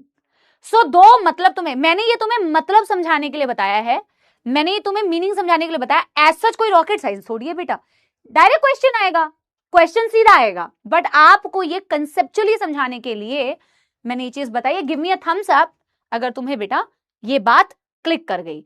तो जब तेरे स्किन में बेटा एपिथेलियम है ना, उस स्किन की एपिथेलियम में जो सेल्स मौजूद है वो ऐसे खड़े हैं, तो उसकी जो एपिकल सरफेस है बेटा, यानी कि फ्री सरफेस है, वो बाहर की तरफ है, एक्सटर्नल एनवायरनमेंट। अब वही तो ब्लड कैपिलरी के अंदर देख, ब्लड कैपिलरी के अंदर उसकी फ्री सरफेस को देख, किसकी तरफ है? उस ब्लड की तरफ है। समझ रहे हो? Yes, all good. Why the shape is different? Because there are different types of epithelium यार, बिकॉज ब्लड कैपिलरी के अंदर सिंपल स्क्वामस एपिथेलियम होती है, जो मैं पढ़ाऊंगी। तो मैंने क्या बोला, शेप पे नहीं जाना है, कंसेप्ट पे जाना है। अभी शेप्स तो अभी मैंने पढ़ाई ही नहीं है, simple squamous, simple cuboidal, simple columnar, too many okay. Yes, चलिए बहुत शानदार बेटा, वेरी गुड। तो इसको नोट डाउन करो यार, इसको नोट डाउन करो, जैसे कि दिस इज द ब्लड, मतलब ये मैंने बनाया है क्या, ब्लड, क्या ब्लड कैपिलरी लिखो, this is the blood capillary. ये एपिथेलियम की फ्री सरफेस है, ओके ये आपके एपिथेलियम की फ्री सरफेस है, ठीक है, ये आपके एपिथेलियम की फ्री सरफेस है, ठीक है ना। एक्सटर्नल में like in skin, like epithelium of skin, यहां पे बस ये लिख लो, यहां तक नोट डाउन करो। तो समटाइम्स ना बेटा लाइंस बहुत ही छोटी सी दी होती है, बट उसकी अंडरस्टैंडिंग के लिए यू नीड टू बेटा लुक एट दिस। इसको डन कर लो पहले, यस जल्दी से। मासूम बेटा स्टमक में जब हम पढ़ेंगे, अभी तो हम पढ़ेंगे नहीं, जब हम स्टमक के बारे में पढ़ते हैं, स्टमक में एपिथेलियम भी होती है, कनेक्टिव भी होती है, मस्कुलर भी होती है, न्यूरल भी होती है ना। लेकिन अभी तुझे स्टमक के लेयर्स तो पढ़नी नहीं है, कौन से साइड में बेटा कौन एपिथेलियम है, कहाँ पे मस्कुलर है ना। मैम बॉडी में भी ऐसा होता है क्या? क्या बेटा रोहिणी, मेरे को समझ नहीं आया वैसे। मॉडिफिकेशन माइक्रोविलाई एंड सीलिया, ये भी मैं पढ़ाऊंगी बेटा, रिपीट वंस मोर बेटा, लेकिन क्या रिपीट करना है? हाँ सुप्रिया बेटा, जहां पे भी एपिथेलियम आपको दिखेगी, एपिथेलियम के साथ साथ में कनेक्टिव टिश्यू होती है, ओके न्यूट्रिशन के लिए। Can you explain this topic again? Madhulika बेटा क्या एक्सप्लेन करना है? चलो मैं एक बार रिपीट भी कर दूंगी, कोई दिक्कत नहीं है। मैंने हर जगह पे सिर्फ एपिथेलियम बनाई हुई, अभी एपिथेलियम दिखाई हुई क्योंकि मैं एपिथेलियम पढ़ा रही हूँ। मैं हर जगह पे बेटा आपको बेसमेंट नहीं बना के बता रही हूँ, मैं हर जगह में आपको कनेक्टिव नहीं बना के बता रही हूँ ना, मैं उसके साथ में बेटा मस्कुलर टिश्यू एंड ऑल बना रही हूँ, है ना। अंदर की साइड क्यों है मैम? क्योंकि बेटा लाइनिंग है ये, क्योंकि ये लाइनिंग है अंदर की तरफ, इसीलिए बेटा ब्लड वेसल्स, ब्लड कैपिलरी के अंदर की तरफ होती है। जरूरी थोड़ी है कि हमेशा एपिथेलियम बाहर ही हो, है ना। Like in case of blood capillaries, आप जब बेटा ब्लड वेसल्स पढ़ेंगे भी, tunica externa, tunica media, tunica intima, intima अंदर वाली लेयर होती है जिसके अंदर तुम्हारी एपिथेलियम होती है, तो अरेंजमेंट तो अलग हो सकती है ना। Why the stomach is so big यार, फहद बेटा माफ कर दो मुझे भाई, है ना, गलती से बना दिया बेटा स्टमक इतना बड़ा, ओके, उसके लिए मुझे माफ कर दीजिए प्लीज, ओके। चलिए गाइज, अब ये जो एक बच्चे ने लिखा हुआ था फ्री सरफेस, अब बेटा अगर तुम इसके फ्री सरफेस को देखोगे, एवरीबॉडी बेटा वेरी अटेंटिव, मैं अभी तुम्हें एपिथेलियम के बेसिक्स ही बता रही हूं जो तुम्हें एनसीईआरटी की भाषा को इजीली समझने में हेल्प करेंगे। ये जो फ्री सरफेस होता है बेटा, जरूरी नहीं है कि ये फ्री सरफेस बिल्कुल सिंपल सा दिखता हो जैसे मैंने तुम्हें अभी बना के बताया। सिंपल कहने का मतलब है अभी बनाना मत, ये मैं भी बनवाऊंगी। ये जो फ्री सरफेस है ये ऐसा सा दिख सकता है जो बेयर मिनिमम बेयर बेसिक्स है, बट दिस फ्री सरफेस बेटा मे हैव सम मॉडिफिकेशंस, जो अगर तुम देखोगे एनसीईआरटी ने काफी कंफ्यूजिंग वे में बेटा एग्जांपल्स दे रखे हैं। इसका जो फ्री सरफेस होता है बेटा, that may be modified as it can have some hair-like projections called as cilia, or it can have beta the folds of the plasma membrane called as microvilli. So free surface may have modification, always nahi, may have modification. That modification can be called as cilia, that modification can be called as microvilli. जो हम अब जब आगे epithelium को detail में पढ़ेंगे तो हम देखेंगे कि किस किस के पास सीलिया होता है, किस किस के पास माइक्रोविलाई होती है और कहां कहां होती है और क्या काम करती है। बट क्योंकि हम बेसिक्स बेटा थोड़ा ना बेस अच्छे से पढ़ते हुए चलेंगे तो हम यहीं पे पहले वो चीज करेंगे, फिर हम इन डेप्थ इन डिटेल आगे जब पढ़ेंगे तो हमारे लिए बहुत ईजी होगा वो पढ़ना। लाइक आई सेड बेटा, थोड़ा साइड से करती हूँ, इसको लिखो बेटा, फ्लो चार्ट बनाएंगे एक छोटा सा। फ्री सरफेस में have, free surface may have modifications, और मैंने कहा है may have क्योंकि जरूरी नहीं होता है कि होगा, बट अगर होगा तो क्या होगा उसके बारे में हम पढ़ने वाले हैं, है ना। free surface may have modifications, ma'am what modifications it may have? It may have modifications like, one is called as microvilli, one is called as beta cilia, one is called as microvilli, and it may have a modification called as cilia. देखो बनाओ, again छोटा सा diagram बनाना है यार, ये basement बना दी मैंने मान ले, है ना, ये मैंने बना दी बेटा, माइक्रोविलाई बना रही हूँ ना। अब बेटा मेरे डायग्राम को थोड़ा ध्यान से देख, अगर मैंने सिंपल ऐसे सेल बनाया होता, मैं शेप यही रख रही हूँ क्योंकि मैं शेप पे अभी नहीं बात कर रही हूँ, शेप में अभी बताऊंगी, फ्लैट हो सकती है, क्यूबॉइडल हो सकती है ना, शेप पे नहीं जाना बेटा। देख अगर ये सेल सिंपल ऐसी दिख रही होती ना तो यानी इसमें कोई मॉडिफिकेशन नहीं है, इसके फ्री सरफेस पर जैसा बनाया हुआ था वैसी ही है। बट अब मैं क्या बना रही हूँ बेटा, एक बार देखना, ये मैं क्या बना रही हूँ, बचपन से पढ़ते हुए आ रहे हैं, क्या बना रही हूँ, ये कुछ फिंगर लाइक प्रोजेक्शंस बना रही हूँ मैं, ये मैं कुछ फिंगर लाइक प्रोजेक्शंस बना रही हूँ। एसी बेटा मैं क्या ही बताऊं, जिंदगी में मेरी एक ही चीज है यहाँ, मैं एसी से जो है ना बहुत ही ज्यादा क्या कहते हैं ग्रस्त और परेशान रहती हूँ यार। एसी प्लीज नॉर्मल कर दो, बहुत ठंडा हो रहा है। तो ये फिंगर लाइक प्रोजेक्शंस दिख रही है यार। अच्छा, एपिथेलियम में ये जो इंडिविजुअल सेल्स, ये सेल्स है ना यार, क्या सेल्स की अपनी प्लाज्मा मेम्ब्रेन होती है? एब्सोल्युटली मैम, सेल्स की अपनी प्लाज्मा मेम्ब्रेन होती है। अब सेल्स की प्लाज्मा मेम्ब्रेन, क्योंकि आगे आने वाले टॉपिक्स में कहीं ना कहीं मैं आपको विलाई भी पढ़ाऊंगी, विलाई और माइक्रोविलाई अलग होती है। अगर आपने 9वीं 10वीं में बेसिक्स क्लियर नहीं किए हैं तो आपको मालूम नहीं होगा डिफरेंस की विलाई और माइक्रोविलाई में क्या अंतर है। और मैं अभी तुम्हें विलाई पढ़ा भी नहीं रही हूं क्योंकि अभी जरूरत नहीं है, मैं विलाई पढ़ाऊंगी जहां जरूरत आएगी, अभी आगे आएगी चैप्टर में, ठीक है ना। मैं अभी बात कर रही हूं माइक्रोविलाई की। जब आप बेटा इंडिविजुअल सेल को देखते हो तो सेल की प्लाज्मा मेम्ब्रेन होती है, it's a beautiful concept, basics है ये। जब सेल्स की प्लाज्मा मेम्ब्रेन को देखोगे, अगर वो फोल्ड हो गई है, सेल्स की प्लाज्मा मेम्ब्रेन, तो वो बनाती है microvilli. Villi is nothing but the finger like projections. Now you look at my hand बेटा, आप मेरे हाथ को देखो, अगर मान लो मेरे हाथों में उंगलियां नहीं होती, है ना। अगर मान लो मेरे हाथ में उंगलियां नहीं होती और सिंपल ऐसा ही सेल होता और मुझे इस सेल से ना बेटा चीजों को एब्जॉर्ब करना होता, इसके अंदर एब्जॉर्ब करना होता, या मुझे इसमें से किसी चीज को बाहर सीक्रीट करना होता मान लो, है ना, और मेरे हाथों में ये उंगलियां ना होती, तो यहाँ यहाँ यहाँ यहाँ यहाँ यहाँ यहाँ यहाँ यहाँ यहाँ यहाँ यहाँ यहाँ यहाँ से कर पाती, वही बेटा एब्जॉर्प्शन, वही बेटा सिक्रीशन, सिक्रीशन मतलब किसी चीज को बाहर करना, एब्जॉर्प्शन मतलब अंदर करना। बट मेरे हाथों में उंगलियां हैं, I have these finger like structures. What finger like structures? I have fingers obviously. जैसे ही फिंगर लाइक प्रोजेक्शंस आ जाती है, सरफेस एरिया इंक्रीज हो जाता है तो जूनियर क्लासेस वाली बातें, बट लाइक आई सेड ना बेटा, always remember you don't know anything, हर चीज पढ़नी है ना। अब मैंने कितना सरफेस एरिया बढ़ा दिया यार, अब मेरे पास एब्जॉर्प्शन के लिए ये सारी एडिशनल सरफेस आ गई, ये सारी मेरे पास एडिशनल सरफेस आ गई जो तब तक नहीं थी जब तक ये फिंगर लाइक प्रोजेक्शंस नहीं थे। You are getting my point? So whenever you see microvilli, it is simply the folds of plasma membrane of a cell और that increases the surface area। बेटा मुझे किसी भी चीज को एब्जॉर्ब करना है ना, और यहीं पे आपको एक कॉन्सेप्ट मिलेगा, डरे तो नहीं, यहीं पे आपको बेटा एक कॉन्सेप्ट मिलेगा कि जहां पे भी आपको चीजों को ज्यादा सिक्रीट करना है, ज्यादा एब्जॉर्ब करना है, वहां माइक्रोविलाई होगी तो बेटर होगा।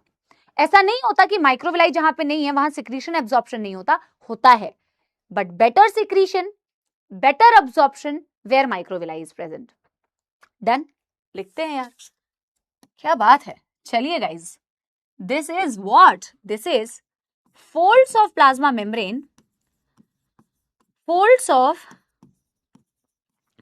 plasma membrane, folds of plasma membrane of cell forms microvilli,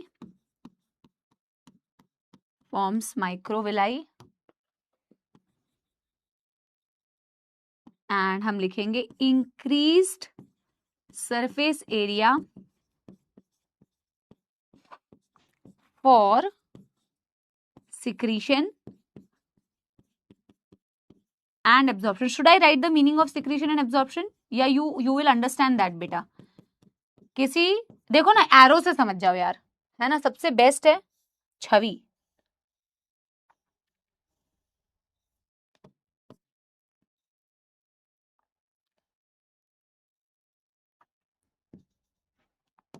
कल की क्लास के बाद ना आई फेल्ट सो हैप्पी यार, आई एम टेलिंग यू। ये मैंने जिसको बेटा बाहर किया है, एरो बाहर की डायरेक्शन में है, ये सिक्रीशन है, समझ जाओगे ना।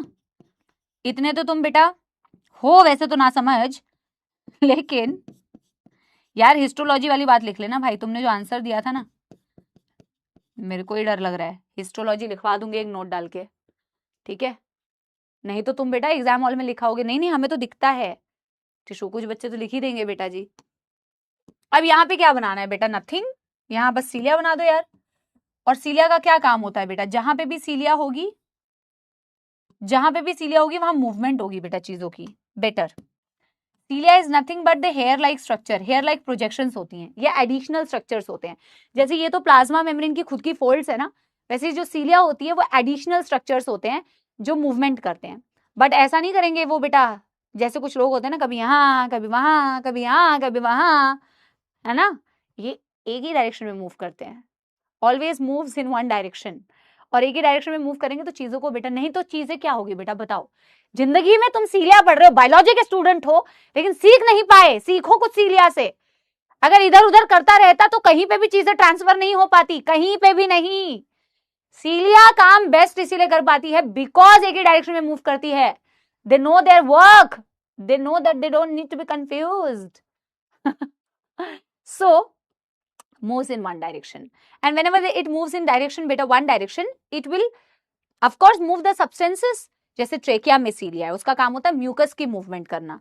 जैसे फैलोपियन ट्यूब में बेटा सीलिया होती है, उसका काम होता है एग, ओवा को मूव करना। हम पढ़ेंगे, एग्जाम्पल्स नहीं बता रही हूँ अभी, क्योंकि बेटा अभी तो हम एग्जाम्पल्स को डिटेल में देखेंगे ना, कि सीलिएटेड क्यूबॉइडल कहाँ है, सीलिएटेड कॉलमनार कहाँ है, तो टिपिकली कहाँ कहाँ पे होती है वो तो हम देखेंगे। वी आर तो बेटा क्लियरिंग और basics, and I am telling you ना, बेसिक स्ट्रॉन्ग कर लोगे तो आगे वाले कॉन्सेप्ट हमारे बड़े आसान हो जाएंगे। एडिशनल बेटा, additional hair like structures, additional hair like projections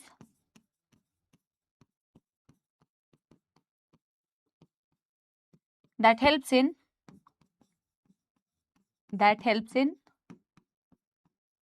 movement of substances along one direction.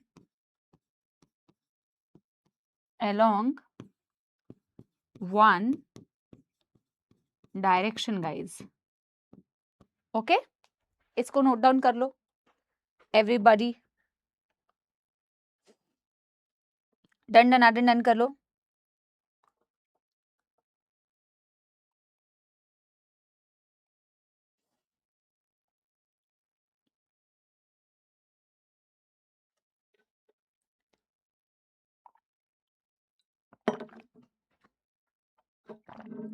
Everybody done.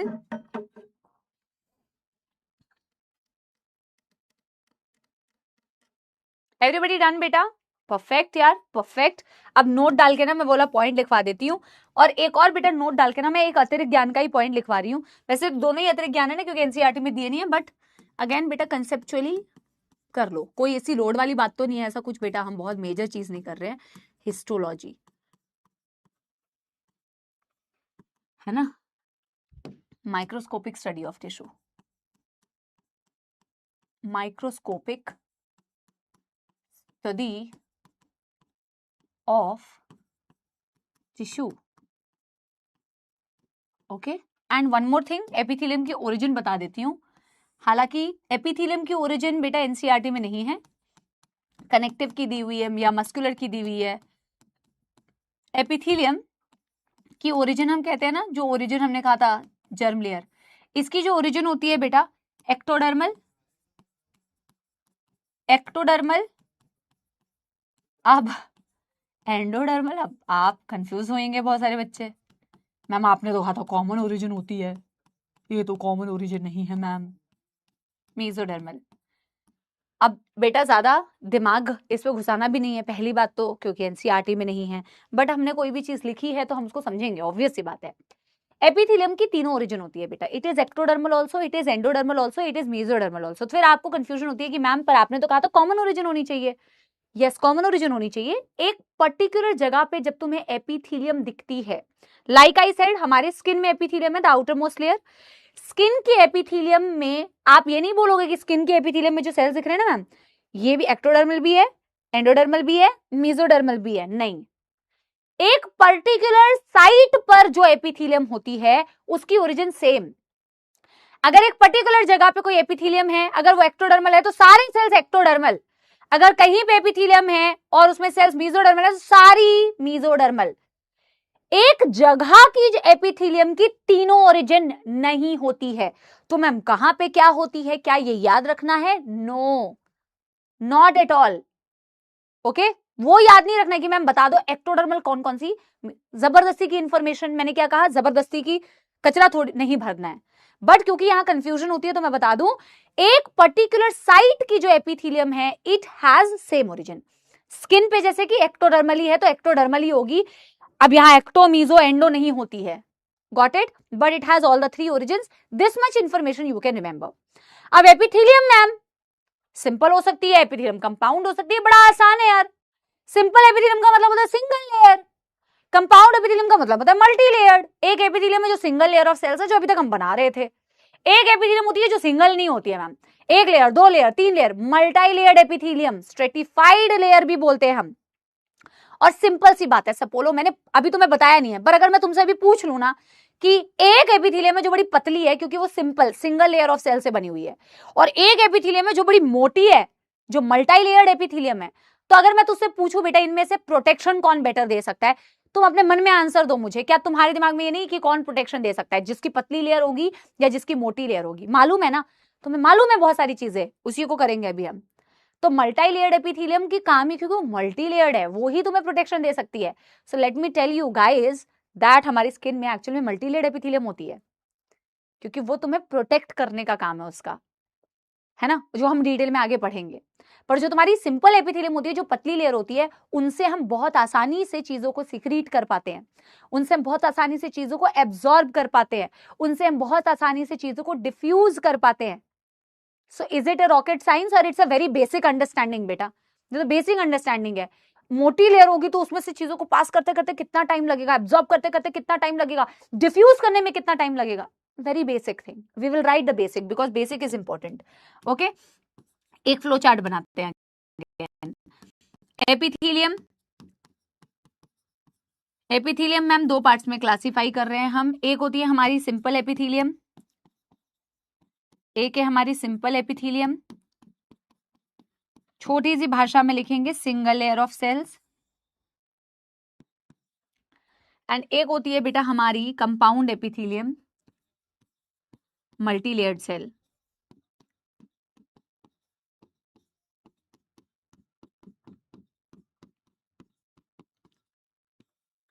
है ना, सिंपल एपिथेलियम मैंने क्या कहा, single layer of sales,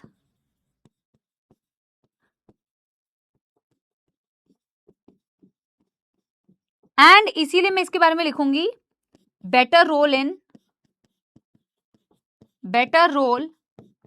in secretion, absorption, diffusion, filtration. समझ रहे हो कि नहीं समझ रहे हो, है ना, एब्जॉर्प्शन, फिल्टरेशन, डिफ्यूजन, प्रोटेक्शन में उतना रोल नहीं है। लेकिन अगर आप कंपाउंड एपिथेलियम के बारे में पढ़ोगे ना बेटा, कंपाउंड एपिथेलियम के बारे में एनसीईआरटी ने पीछे लिखा भी हुआ है, little role in secretion and absorption, little role in secretion and absorption, major role in giving you protection. Little role in secretion and absorption, main role protection. समझे? अब बेटा वैसे तो मेरे को यहाँ पे एग्जांपल्स नहीं लिखवाने क्योंकि मैं आपको कंपाउंड एपिथेलियम डिटेल में पढ़ाऊंगी, मैं आपको सिंपल एपिथेलियम डिटेल में पढ़ाऊंगी, फिर मैं इंडिविजुअली बताऊंगी आपको कहां पे डिफ्यूजन हो रहा है, कहां सिक्रीशन हो रहा है, कहां फिल्ट्रेशन हो रहा है। एवरीबॉडी अटेंटिव बेटा, अटेंटिव होके बैठो, पहले सीधे बैठो, अगर कोई थोड़ा सा भी झुका है कमर सीधी कर लो, एकदम पानी वानी पी लो, मैं भी पी लेती हूँ इसी बात पे। ओके, एक सेकंड लेना।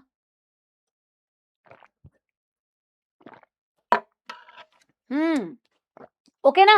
लेकिन क्योंकि बेटा हमारी प्यारी प्यारी जग से न्यारी एनसीईआरटी ने यहां एक पॉइंट दिया हुआ है सिंपल एपिथेलियम को लेके, तो मैं केवल उस सिंपल एपिथेलियम को लेके जो पॉइंट दिया हुआ है उसको थोड़ा सा बता देती हूं, पर मैं डिटेल में बताऊंगी अभी आगे एग्जैक्टली कहां कहां है।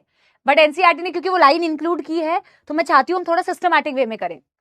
एनसीईआरटी ने दिया हुआ है simple epithelium is present in the lining of the ducts, ऐसे कहती है lining of the duct, lining of the body cavity. एक और दिया हुआ है, एक और लाइन दी हुई है जो मैं लाइन तुम्हें पढ़ के ही बताती हूँ, है ना। एक चीज, एक लाइन और मिस हो रही है, कहाँ है? अरे यार एनसीईआरटी की रीडिंग कहाँ गई, कहाँ गई?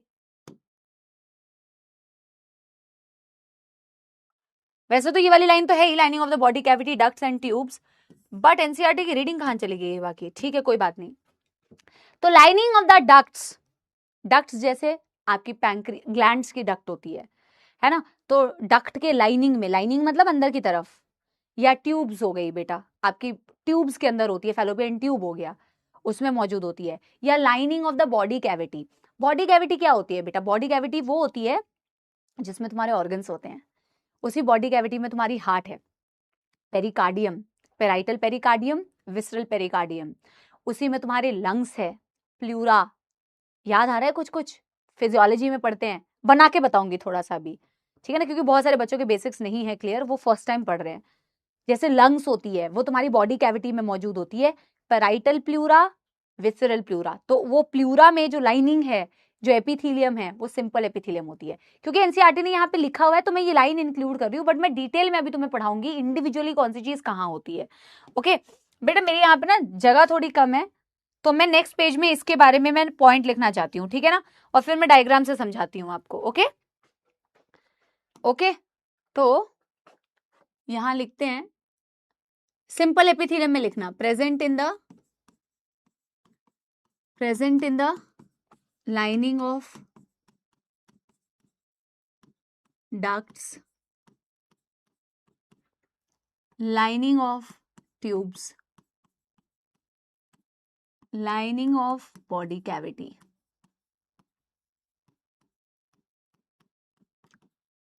डक्ट और ट्यूब तो तुम समझ जाते हो, लेकिन अब बॉडी कैविटी जैसे कि लंग्स बना के बता देती हूँ। ये हमारी जो लंग्स है बॉडी कैविटी में मौजूद है, तो इसके अराउंड तुम देखोगे ये जो लेयर है अंदर की तरफ लंग्स की तरफ होती है एक, जिसको हम कहते हैं बेटा विसरल प्लूरल मेम्ब्रेन। एक होती है बाहर की तरफ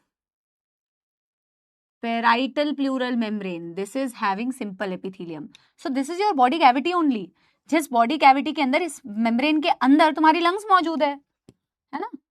तो दिस इज, और तुम्हें अभी नाम ना बिल्कुल रटने नहीं है कि भाई एकदम रटना हो जाए, ये तुम्हें ऑटोमेटिकली बेटा समझ आ जाएंगे जब मैं तुम्हें ह्यूमन फिजियोलॉजी पढ़ाऊंगी। This is parietal pleura, this is बेटा विसरल प्लूरा। अंदर ऑर्गन की तरफ हमेशा विसरल लेयर होती है बेटा। हार्ट में भी तुम देखोगे पेरिकार्डियम कहते हैं, विसरल पेरिकार्डियम ऑलवेज, विसरा का मतलब होता है ऑर्गन की तरफ जो लेयर है, ठीक है ना? ये दोनों मिलके तुम्हारी ये जो दोनों प्लूरल है, प्लूरल मेम्ब्रेन है, इसी के अंदर बेटा, इसी स्पेस के अंदर तुम्हारी लंग्स है। तो ये दोनों प्लूरल मेम्ब्रेन में क्या है? Simple epithelium. ओके, यहां तक बेटा कर लो। नाउ अब हम आएंगे, and it is one of the easiest topic of epithelium, one of the easiest topic of epithelium, that simple epithelium को कितने पार्ट्स में डिवाइड करते हैं। Very easy examples, very easy topic, very easy definition बेटा। यहां तक आप done कर लीजिए, पहले यहां तक कर लीजिए बेटा, डन। एवरीबॉडी एवरीबॉडी एवरीबॉडी, ठीक है? अगर किसी को बेटे ये भी लिखना है तो तुम खुद से लिख भी सकते हो, जो मैंने तुम्हें अभी बताया है ना। डक्ट्स है, ट्यूब्स है, जैसे कि पैंक्रियाटिक डक्ट हो गई। पैंक्रियाज के अंदर ना सिंपल भी होती है, कंपाउंड भी होती है, वैसे दोनों एपिथेलियम होती है, आगे पढ़ाऊंगी। ये तुम्हारी ट्यूब हो गई, फैलोपियन ट्यूब। ट्रेकिया भी होती है। अगर किसी को लिखना है लिख सकते हो, पर मैं तो आगे अभी बताऊंगी तुम्हें। Everybody done. Now we will say that on the basis of structural modification of cell, on the basis of structural modification of cell, on the basis of structural modification of cell, cells के structures के according, structural modification of cell, structural modification of cell, simple epithelium is divided into, simple epithelium is divided into या classified as। Guys कितने parts में? देखो यार, shape 3 ही हो सकती है, तुम चाहे कितने भी टाइप के एपिथेलियम पढ़ लो। तुम पढ़ोगे बहुत सारी टाइप के एपिथेलियम, ग्लैंडुलर एपिथेलियम होती है, ciliated columnar, ciliated cuboidal, micro brush border cuboidal, पर शेप स्ट्रक्चरल मॉडिफिकेशन के अकॉर्डिंग 3 ही शेप हो सकती है, squamous, cuboidal, columnar, that's it. 5वीं कोई नहीं है, चौथी ही कोई नहीं है, तो 5वीं कैसे होगी, है ना? तो 3 ही शेप हो सकती है, स्क्वामस, क्यूबॉइडल एंड कॉलमनार। इसके अलावा कुछ भी पढ़ते हो ना, इन्हीं में मॉडिफिकेशन है। क्यूबॉइडल में सीलिया आ गए, क्यूबॉइडल में ब्रश बॉर्डर हो गया, कॉलमनार में सीलिया आ गई, कॉलमनार में ब्रश बॉर्डर हो गया, इसी की मॉडिफिकेशन है, बट स्ट्रक्चर केवल 3, ठीक है ना? सो इट इज बेटा हैविंग बेटा, मतलब it is divided into 3। So one is simple squamous epithelium,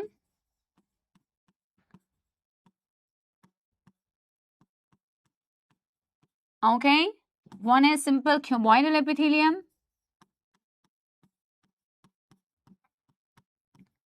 one is beta simple columnar epithelium। Simple, जैसे इसका नाम है ना, समझे, वैसा ही बेटा इसकी डेफिनेशन एंड पॉइंटर्स है, extremely easy. Okay, I am telling you, तुम अगर क्लास में अटेंटिव होकर बैठते हो ना बेटा, जो टॉपिक्स हम कवर कर रहे होते हैं, 5 to 10 minutes only you will take, only 5 से 10 मिनट्स फॉर रिवीजन, उससे ज्यादा नहीं होना चाहिए जूलॉजी में, ओनली। उसके अलावा तुम्हें जो करना है उसके बाद करो, ठीक है। अब मैं सबसे पहले सिंपल स्क्वामस से शुरू कर रही हूं। नंबर 1, सिंपल स्क्वामस कराने के बाद पहले एनसीईआरटी की रीडिंग कराऊंगी मैं तुम्हें। मैं सिंपल स्क्वामस से शुरू कर रही हूं। इसके सेल्स कैसे होते हैं मैमड़ी? इसके सेल्स होते हैं फ्लैट। इसका न्यूक्लियस कैसा होता है मैम? फ्लैट। इसके न्यूक्लियस की पोजीशन कैसी होती है मैम? सेंटर पे। इसकी 3 प्रॉपर्टी तुम्हें इसके डायग्राम से देखो। अगर मैं सिंपल एपिथेलियम को साइड से देखूंगी ना बेटा, एकदम चपटी सेल्स है, एकदम चपटी सेल्स है, चपटा न्यूक्लियस है, और न्यूक्लियस की पोजीशन एकदम बेस पर है। और क्योंकि ये इतनी चपटी होती हैं बेटा, जैसे तुम्हारी टाइल्स हैं, कभी टाइल्स अगर देखी हो तो उठी उठी टाइल्स नहीं होती है ना, चपटी होती हैं, बिकॉज इट इज सो चपटा like tiles on the floor. तो पेवमेंट एपिथेलियम, पेवमेंट आया है रास्ते से, कि you know like flat, like the tiles that you are walking on the floor, that is why इसको पेवमेंट एपिथेलियम बोला जाता है। क्या पेवमेंट वर्ड एनसीईआरटी में दिया हुआ है? नो, बट करना है इसे। Appears just like tiles on the floor, it is so flat बेटा, है ना। एक सेकंड, बेसमेंट को नीचे, इधर वाली सेल्स तो इतनी फ्लैट बन गई है, इधर वाली, हाँ ओके, गॉट माई पॉइंट। पहले तो मैं इसे लिखती हूं, देखो पोथियां बनानी ही नहीं है ज्यादा। Cells flat, nucleus flat, and in the center, and in the center, okay. Now because it appears like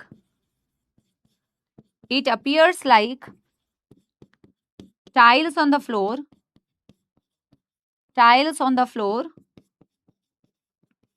तो इसे my dear student also known as pavement epithelium बेटा जी, इसे pavement epithelium बोलते हैं, because it is so flat, it is known as pavement epithelium, okay जी। ये मैंने side view दिखाया है, जब तुम इसका टॉप व्यू देखोगे ना बेटा, ये तुम्हारी figure of epithelium side view, ताकि तुम इसका चपटा बना देख पाओ बेटा, है ना। लेकिन अगर तुम इसे ऊपर से देखते हो, इट अपीयर्स लाइक दिस। ये एनसीईआरटी का पॉइंट है, बड़ी ही इररेगुलर बाउंड्रीज होती हैं, डिफाइंड बाउंड्री नहीं। अब जैसे तुम अगर अपने टाइल्स को देखोगे तो उसकी बहुत ही डिफाइंड बाउंड्री है ना, इसकी डिफाइंड बाउंड्री नहीं होती है, they have very irregular boundaries. This very important line of NCERT. You know what, इस इरेग्युलर बाउंड्री के लिए भी एक टर्म दिया जाता है, like I said it is not given in NCERT, अतिरिक्त ज्ञान। तो मैं चाहिए तो मैं लिखवा दूंगी, but I am telling you बेटा, बहुत ज्यादा फालतू की बकवास नहीं आती है, ठीक है। इन डेप्थ कॉन्सेप्ट जरूर आ सकते हैं, बट फालतू की बकवास नहीं पूछी जाती है रिसेंट ईयर में भी, अगर आप देखोगे, no matter what kind of paper is that, ठीक है। तो कई बार ना अननेसेसरी चीजों को भी नहीं भरना होता, but it is up to you, मैं लिखवा दूंगी। अगर आप देखोगे this has a very irregular boundary, है ना, irregular boundaries,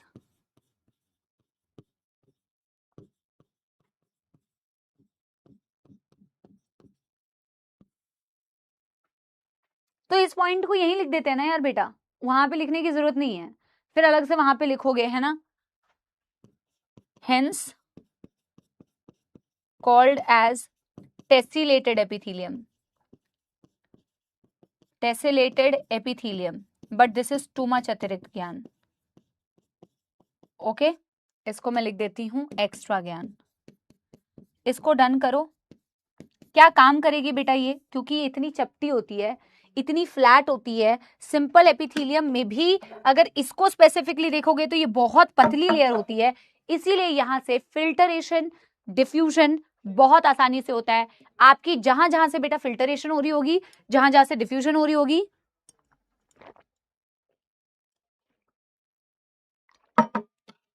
वहां वहां पे ये एपिथेलियम मौजूद होगी। Have you all done? कर लिया क्या आप लोगों ने? Shall we move ahead? या डन?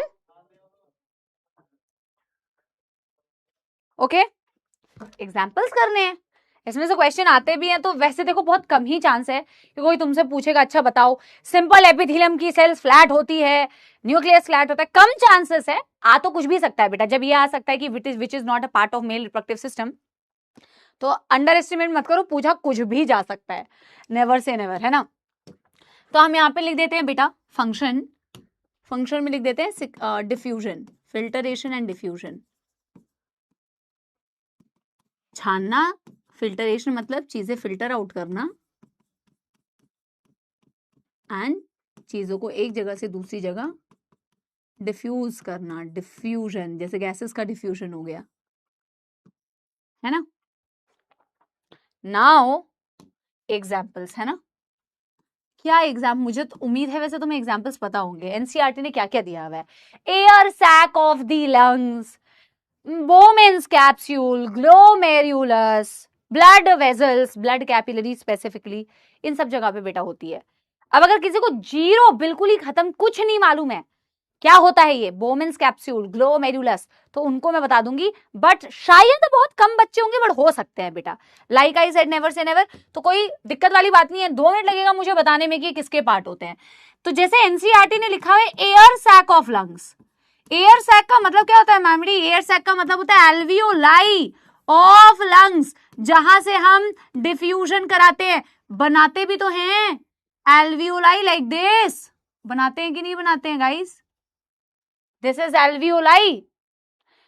Then you have बेटा blood capillaries, and let me tell you, blood capillary में जो एपिथेलियम होती है सिंपल स्क्वामस, उसको स्पेसिफिकली एंडोथेलियम के नाम से जाना जाता है। देखो मेरे को बनाने में क्या ही टाइम लगा, मैं तो बेटा फटफट से तुम्हें बना के बता दूंगी, है ना, उन बच्चों की हेल्प हो जाएगी जिनको ना सच में ही नहीं मालूम है। तो ये तुम्हारी ब्लड कैपिलरी है ना, ब्लड कैपिलरी में, अच्छा ब्लड कैपिलरी में जो एपिथेलियम होती है ना बेटा, उसको स्पेसिफिकली, या ब्लड वेजल्स में भी, आर्टरी और वेन में भी तुम आगे पढ़ोगे कि उसमें जो एपिथेलियम है सिंपल स्क्वामस, उसको स्पेसिफिकली एंडोथेलियम के नाम से जाना जाता है। Very popularly any blood capillary, उसमें जो एपिथेलियम होगी सिंपल स्क्वामस, उसको एंडोथेलियम बोलते हैं। सो मैं यहाँ पे लिख भी दे रही हूं, epithelium here is called as endothelium. तो एंडोथेलियम का नाम सुनो, हमेशा याद रखना, उसका मतलब है कि मैम वो सिंपल स्क्वामस एपिथेलियम कैपिलरी की है, here known as endothelium। इसके अलावा मैमडी कहां होता है, जितने यहां पे बता रही हूं बेटा उतने याद रखो, ओके। जैसे कि बोमेन्स कैप, जैसे कि ग्लोमेरुलस याद रखो, ग्लोमेरुलस क्या होता है आप अभी बना के बता देती हूँ, एंड बोमेन्स कैप्सूल याद रखो, ये दोनों नेफ्रॉन के पार्ट है। ये तो हम बिल्कुल बेटा छोटी क्लासेस में जैसे 2 चीजें हम बहुत फेमस पढ़ते हैं, फेमस मतलब हर बच्चे ने वो अपनी जिंदगी में बनाया होगा, एक न्यूरॉन का डायग्राम हम बचपन से बनाते हुए आ रहे हैं, और एक बेटा हम ना नेफ्रॉन का डायग्राम बचपन से बनाते हुए आ रहे हैं। ये 2 छवियां ऐसी है जो हम बचपन से बनाते हैं यार। अगर आपने बायो पढ़ी है ना, तो आपने ये डायग्राम, मेरे को तो बेटा मैं नहीं मान पाऊंगी कि तुमने ये बनाई नहीं हो जिंदगी में, नेफ्रॉन। अब तुम्हारे ऊपर है बेटा, मैं नहीं बोल रही हूँ कि तुम इसे बनाओ जो मैं नेफ्रॉन बना रही हूँ, it is up to you, okay. मैं तुम्हें दिखाने के लिए कि बोमेन्स कैप्सूल क्या कहाँ है, ये ऐसा दिखता है, फिर हम पीसीटी बनाते हैं, फिर हम लूप ऑफ हेनले बनाते हैं, वो तो मैं नहीं बना रही हूं, और ये है तुम्हारा बेटा, ओके।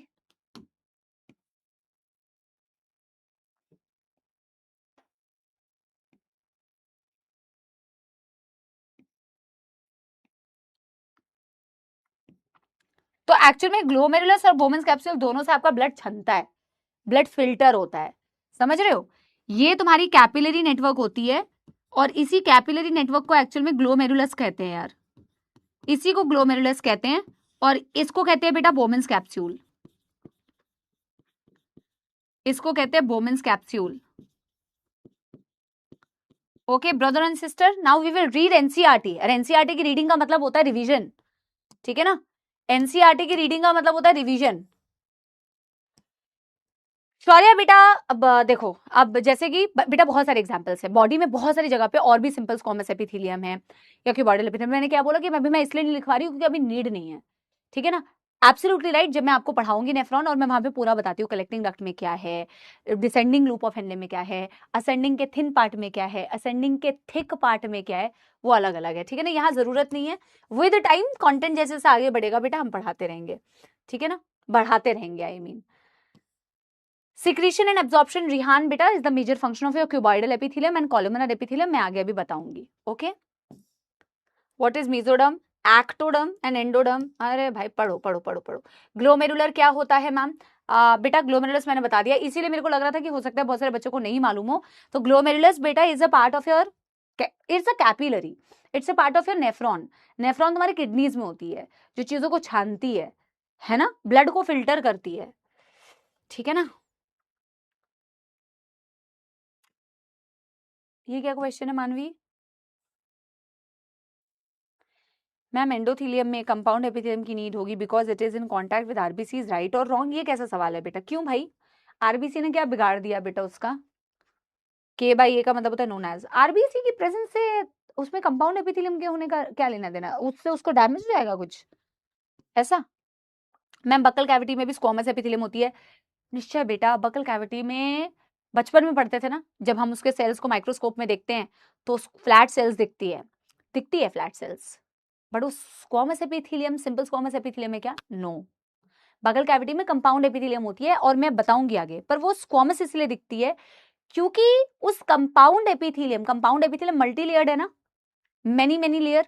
अच्छा उसको बना के नहीं बताया ना हमने, एक बार बनाती हूँ डायग्राम को। कंपाउंड एपिथेलियम में बहुत सारे लेयर होते हैं, अब इसी क्वेश्चन से ना एक बारी मैं क्या करती हूँ, यहाँ पे आती हूँ, देखो आपने डन कर लिया है ना, एक बारी ना बेटा जहां सिंपल और कंपाउंड एपिथेलियम लिखा था ना, देखो एक बच्चे का क्वेश्चन जो था बस उसको लेते हुए, सिंपल एपिथेलियम में हम कह रहे हैं सिंगल लेयर ऑफ सेल्स है, शेप पे मत जाना, शेप पे मत जाना, है ना, सिंगल लेयर।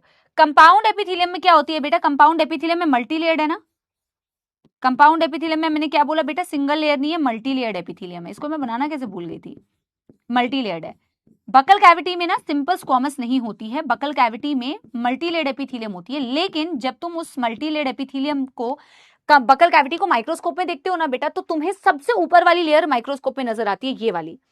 जब कंपाउंड ऑफ कोर्स बेस वाली थोड़ी नजर आएगी, जब तुम बकल कैविटी में एपिथेलियम को माइक्रोस्कोप में देखोगे ना तो तुम्हें सबसे ऊपर वाली लेयर नजर आती है, और जो सबसे ऊपर वाली लेयर होती है ना वो स्क्वामस शेप की होती है, फ्लैट होती है, it appears flat with such boundaries. But wait patience ना, अभी मैं आगे पढ़ाऊंगी तुम्हें, एक बार में सारा कुछ नहीं लेते हैं, अंदर बहुत सारे डाउट्स है, आई नो, है ना, होती क्यूरियोसिटी है, बट कोई ना। एक बार एवरीबॉडी बेटा टेल मी, क्या हम एनसीईआरटी की रीडिंग करें, वेरी इंपॉर्टेंट, यू नो बेटा, यू नो इट ऑलरेडी कि एनसीईआरटी की लाइन से क्वेश्चंस आ जाते हैं, मेरे नोट्स में एनसीईआरटी तुम्हें कवर्ड मिलेगी, everything in a systematic way, in depth, लेकिन फिर भी एनसीईआरटी की रीडिंग करना जरूरी है, बिकॉज हमें मेक श्योर करना है कि एनसीईआरटी का कोई भी चीज बेटा छूट गया हो या कोई भी ऐसी वर्ड हो तो वो हमारे बेटा आंखों के सामने से जाए। Structure of the cells vary according to their function. Therefore, the tissues are different and broadly classified into 4 types. बोला जो cells के structure होते हैं किसी भी टिश्यू में वो वेरी करते हैं डिपेंडिंग ऑन कि उनका फंक्शन क्या है, इसलिए टिश्यूज को 4 पार्ट्स में क्लासिफाई कर दिया, epithelial, connective, neural and muscular, ठीक है ma'am. We commonly refer to an epithelial tissue as epithelium, plural epithelia, the tissue has a free surface. अब देखो ये एनसीईआरटी बहुत ऊपर ऊपर ऊपर ऊपर से बात करती है, देती सारी इंफॉर्मेशन है बट ऊपर ऊपर से, है ना, which either faces a body fluid or the outside environment and thus provides a covering or a lining for some part of the body. How beautiful is this line बेटा, बोला कि faces either body fluid or outside environment, और आपने देखा skin में है outside environment को face कर रही है, आपकी बॉडी के अंदर है कहीं कहीं पे तो वो बेटा बॉडी फ्लूइड्स को फेस कर रही है, और कह रही है इसी प्रकार से तो ये कवरिंग का काम करती है, ये लाइनिंग का काम करती है कुछ बॉडी पार्ट्स के लिए। सही बात है ma'am, covering outside, lining always inside. The cells are very compactly packed with little intercellular matrix. Very important point for statement based questions. There are 2 type of epithelial tissue बेटा, simple epithelium होती है, compound epithelium होती है। simple epithelium में single layer of cells है, obvious सी बात है ma'am. Lining of the body cavity, lining of the ducts and tubes का काम करती है, हम ऑलरेडी देख चुके हैं, सिंपल एपिथेलियम। कंपाउंड एपिथेलियम में 2 या 2 से ज्यादा बेटा ज्यादा लेयर होते हैं, मल्टी लेयर होती है, has a protective function like in skin. Ma'am आपने तो लिखवाया नहीं स्किन, क्योंकि मैं आपको कंपाउंड एपिथेलियम अभी पढ़ाऊंगी डिटेल में, पर मैंने कम से कम 4-5 बार तुम्हें ये चीज बोली जरूर होगी कि like in skin, like in skin, like in skin, right. On the basis of structural modification of cell, simple epithelium को आप 3 पार्ट्स में डिवाइड करते हो, simple squamous, simple cuboidal and columnar, क्योंकि 3 ही शेप्स हो सकते हैं ये फ्लैटेंड सेल्स। चाहे हम कितने भी खूबसूरत बेटा डायग्राम बनाएं, पर एनसीईआरटी के डायग्राम हमेशा देख के जाने हैं, ठीक है ना। This is the flattened cell, this is simple squamous epithelium, alrighty. आगे एनसीईआरटी क्या कहती है, तो क्वेश्चंस आ गए। अच्छा, आगे एनसीईआरटी क्योंकि मेरे पास बेटा है नहीं, तो मैं एक बार फिर भी रीड करूंगी क्योंकि जरूरी है। तो मैं एनिमल टिश्यू खोलती हूँ, एनिमल टिश्यू एनसीईआरटी, क्योंकि ना मैं रीड कराती हूँ सिंपल स्क्वामस एपिथेलियम, है ना। पीडीएफ तुम्हारे लिए अपलोड करानी है ना अगर किसके पास। वैसे तो बेटा तुम्हें मालूम ही है, तुम लोग बड़े ही वो हो, क्या बोलते हो, एडवांस्ड हो, तो तुम्हारे लिए पीडीएफ ढूंढना गूगल में कोई बहुत बड़ी बात नहीं है, पर मैं अपलोड करा दूंगी। आगे क्या कहती है NCERT, simple squamous, the squamous epithelium is made up of single layer of thin layer of flattened cells with irregular boundaries. ये मैंने लिखवा भी दिया है। फिर लिखा है the wall of the, they are found in the wall of blood vessels. अब वो कैपिलरी में भी मिलती है, ब्लड वेजल्स तुम्हारी आर्टरी है, तुम्हारी वेन है, उनमें भी मिलती है बेटा, मैं पढ़ाऊंगी। ट्यूनी का इंटरनल लेयर, है ना। इन जनरल आप कह सकते हो ब्लड वेजल्स में है air sac of lungs involved in function like forming a diffusion boundary. अब यहाँ पे ग्लोमेरुलस बोमेंस कैप्सूल नहीं दिया हुआ, मैंने वो एडिशनली तुम्हें बता दिया। इनफैक्ट बेटा और भी जगहों पे नेफ्रॉन में होती है, जैसे बच्चे ने बताया था, जो मैं आगे ह्यूमन फिजियोलॉजी में जहां जहां चैप्टर में यूज होंगे मैं तुम्हें बताऊंगी। अच्छा बस खत्म, खत्म मतलब बस इतना ही दिया है। फिर क्यूबॉइडल पे आते हैं। एंड डू यू सी बेटा how well we will cover NCERT, have that confidence. हम एनसीईआरटी को बहुत डेप्थ में पढ़ रहे हैं, तो be very confident that you are reading everything, nothing will be missed at all, okay. थोड़ा सा क्यूबॉइडल एपिथेलियम के बारे में पढ़ते हैं, और लास्ट में ना एपिथेलियम से रिलेटेड जितने क्वेश्चंस हम कर पाएंगे बेटा उतने क्वेश्चंस एटलीस्ट हम कर लेंगे, जितने भी हमने सिंपल स्क्वामस से रिलेटेड क्वेश्चंस अगर दिए हुए थोड़ा सा बेटा, because let's not waste time at all, let's get started with बेटा cuboidal epithelium. Second is simple cuboidal epithelium. Simple cuboidal epithelium, simple है का मतलब सिंगल लेयर होगी, क्यूबॉइडल है का मतलब सेल्स का शेप क्यूबिकल होगा। कोई वैसी बात तो की नहीं है हमने। साइड में ना डायग्राम, इसको क्या करते हैं ना, इसका फ्लो चार्ट बनाते हैं। अगर आपके पास मेडिजी है तो आपको मालूम होगा, इसका फ्लो चार्ट बनवाया हुआ है मैंने, है ना। लेकिन पहले कुछ कॉमन प्रॉपर्टीज लिखते हैं, फिर इसके फ्लो चार्ट को बनाते हैं, क्योंकि अब आप देखोगे, देखो जो स्क्वामस सेल्स थी ना, उनके ऊपर तुम्हें सीलिया नहीं नजर आया, उनके ऊपर तुम्हें माइक्रोविलाई नहीं नजर आई, बट क्यूबॉइडल में ऐसा हो भी सकता है, नहीं भी हो सकता, बट हो भी सकता है।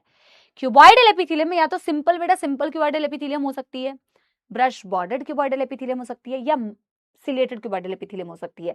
एंड सिमिलरली बेटा कॉलमनार में भी हम ये चीज देखते हैं, simple columnar epithelium, ciliated columnar epithelium, या brush bordered columnar epithelium. Squamous में ऐसा कुछ भी नहीं था, इसलिए हमने उसका कोई फ्लो चार्ट नहीं बनाया। बट अब पहले तो बेटा इसके ना कुछ पहले इन जनरल वाली बात करते हैं।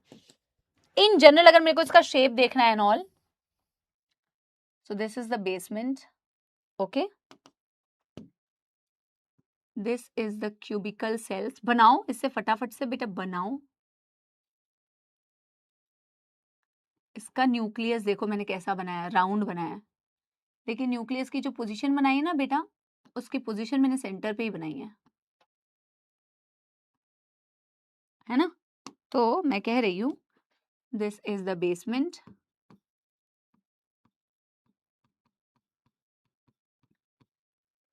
और मैं सेल्स के बारे में यहीं पे लिखूंगी यार, ओके। मैं यहाँ पे लिख रही हूँ बेटा cells are cubical nucleus round and in center, that's all. Now like I said beta we'll make a flow chart। अगर तुम्हारी कॉपी थोड़ी सी चौड़ी है बेटा तो तुम आधे पेज के स्पेस में हो जाएगा, ओके। आधे पेज के स्पेस में पोर्ट्रेट में ही हो जाएगा। अगर तुम्हारी कॉपी बहुत पतली है तो लैंडस्केप कर लेना, ओके। अगर थोड़ी सी है, इनफ स्पेस है, तो हो जाना चाहिए बेटा, है ना। तो मैं क्या कर रही हूँ ना बेटा, क्यूबॉइडल एपिथेलियम को अगर मैं इसको ना कैटेगराइज करना चाहूं तो ना मैं इसको ना ऐसे करके लिखती हूँ यार, this is the best way. एक होगी जो सिंपल क्यूबॉइडल ही लिखूंगी मैं, क्योंकि उसके फ्री सरफेस पर कोई मॉडिफिकेशन नहीं है। एक लिखूंगी जिसमें लिखूंगी ब्रश बॉर्डर्ड क्यूबॉइडल, और एक लिखूंगी बेटा जिसमें लिखूंगी सीलिएटेड क्यूबॉइडल। और ऐसा कोई महान सपोला तो क्लास में नहीं होगा जिसको इसके नाम से इसकी टेक्निकल मतलब नहीं समझ में आ रहा होगा। Simple cuboidal. हाँ, ब्रश बॉर्डर तो मैम आप नया बता रहे हो। ब्रश बॉर्डर बेटा माइक्रोविलाई वाले को बोलते हैं, क्योंकि वो ब्रश के जैसा दिखता है, you know, like a brush, उसकी जो फिंगर लाइक प्रोजेक्शंस है। Brush border cuboidal. एंड तीसरी जो है बेटा ना, उसे कहते हैं हम सीलिएटेड क्यूबॉइडल।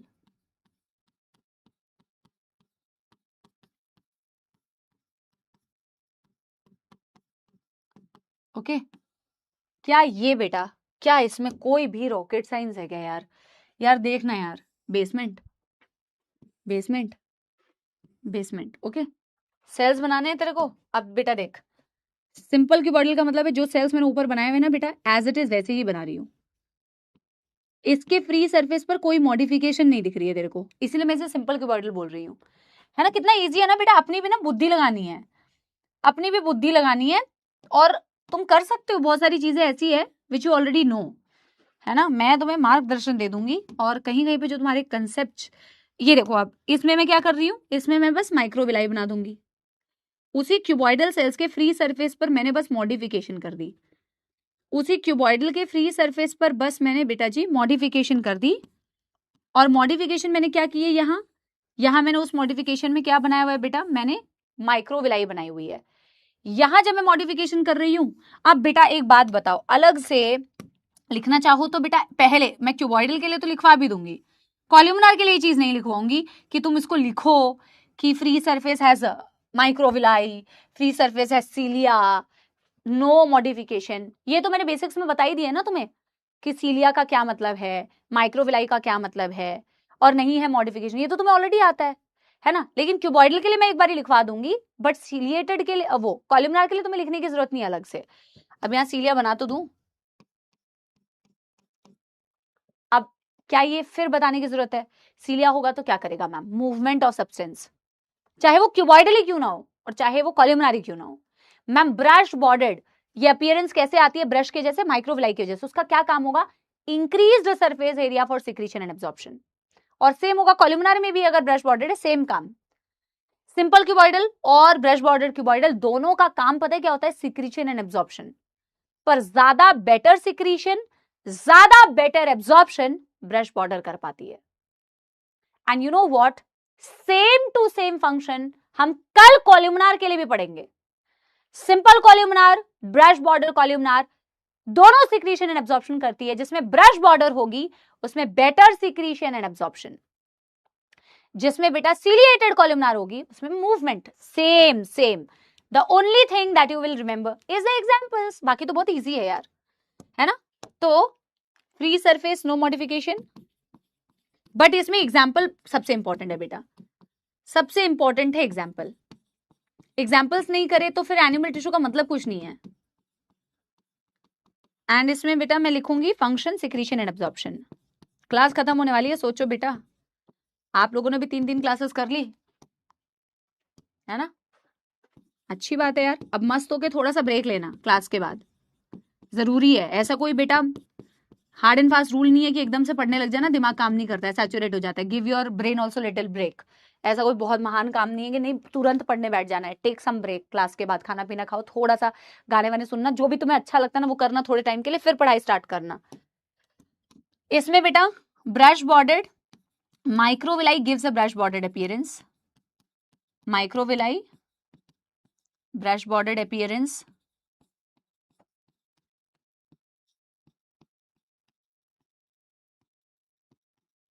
ओके, एंड इसमें मैं फंक्शन में लिखूंगी अगेन बेटा सिक्रेशन एंड एब्जॉर्प्शन। लेकिन ऑफ कोर्स इसका भी काम है, बेटर वो कर पाएगा जिसके पास ज्यादा सरफेस एरिया है ना, जिसके पास ज्यादा सरफेस एरिया है, माइक्रोविलाई है उसके पास, है ना। लेकिन फंक्शन वही है, सिक्रीशन एंड एब्जॉर्प्शन। सबसे ज्यादा एग्जाम्पल हमें इसमें लिखने हैं, इन दोनों में हमें एक एक ही एग्जाम्पल लिखना है, शायद एक दो, है ना। Secretion and absorption, ciliated, movement of substances,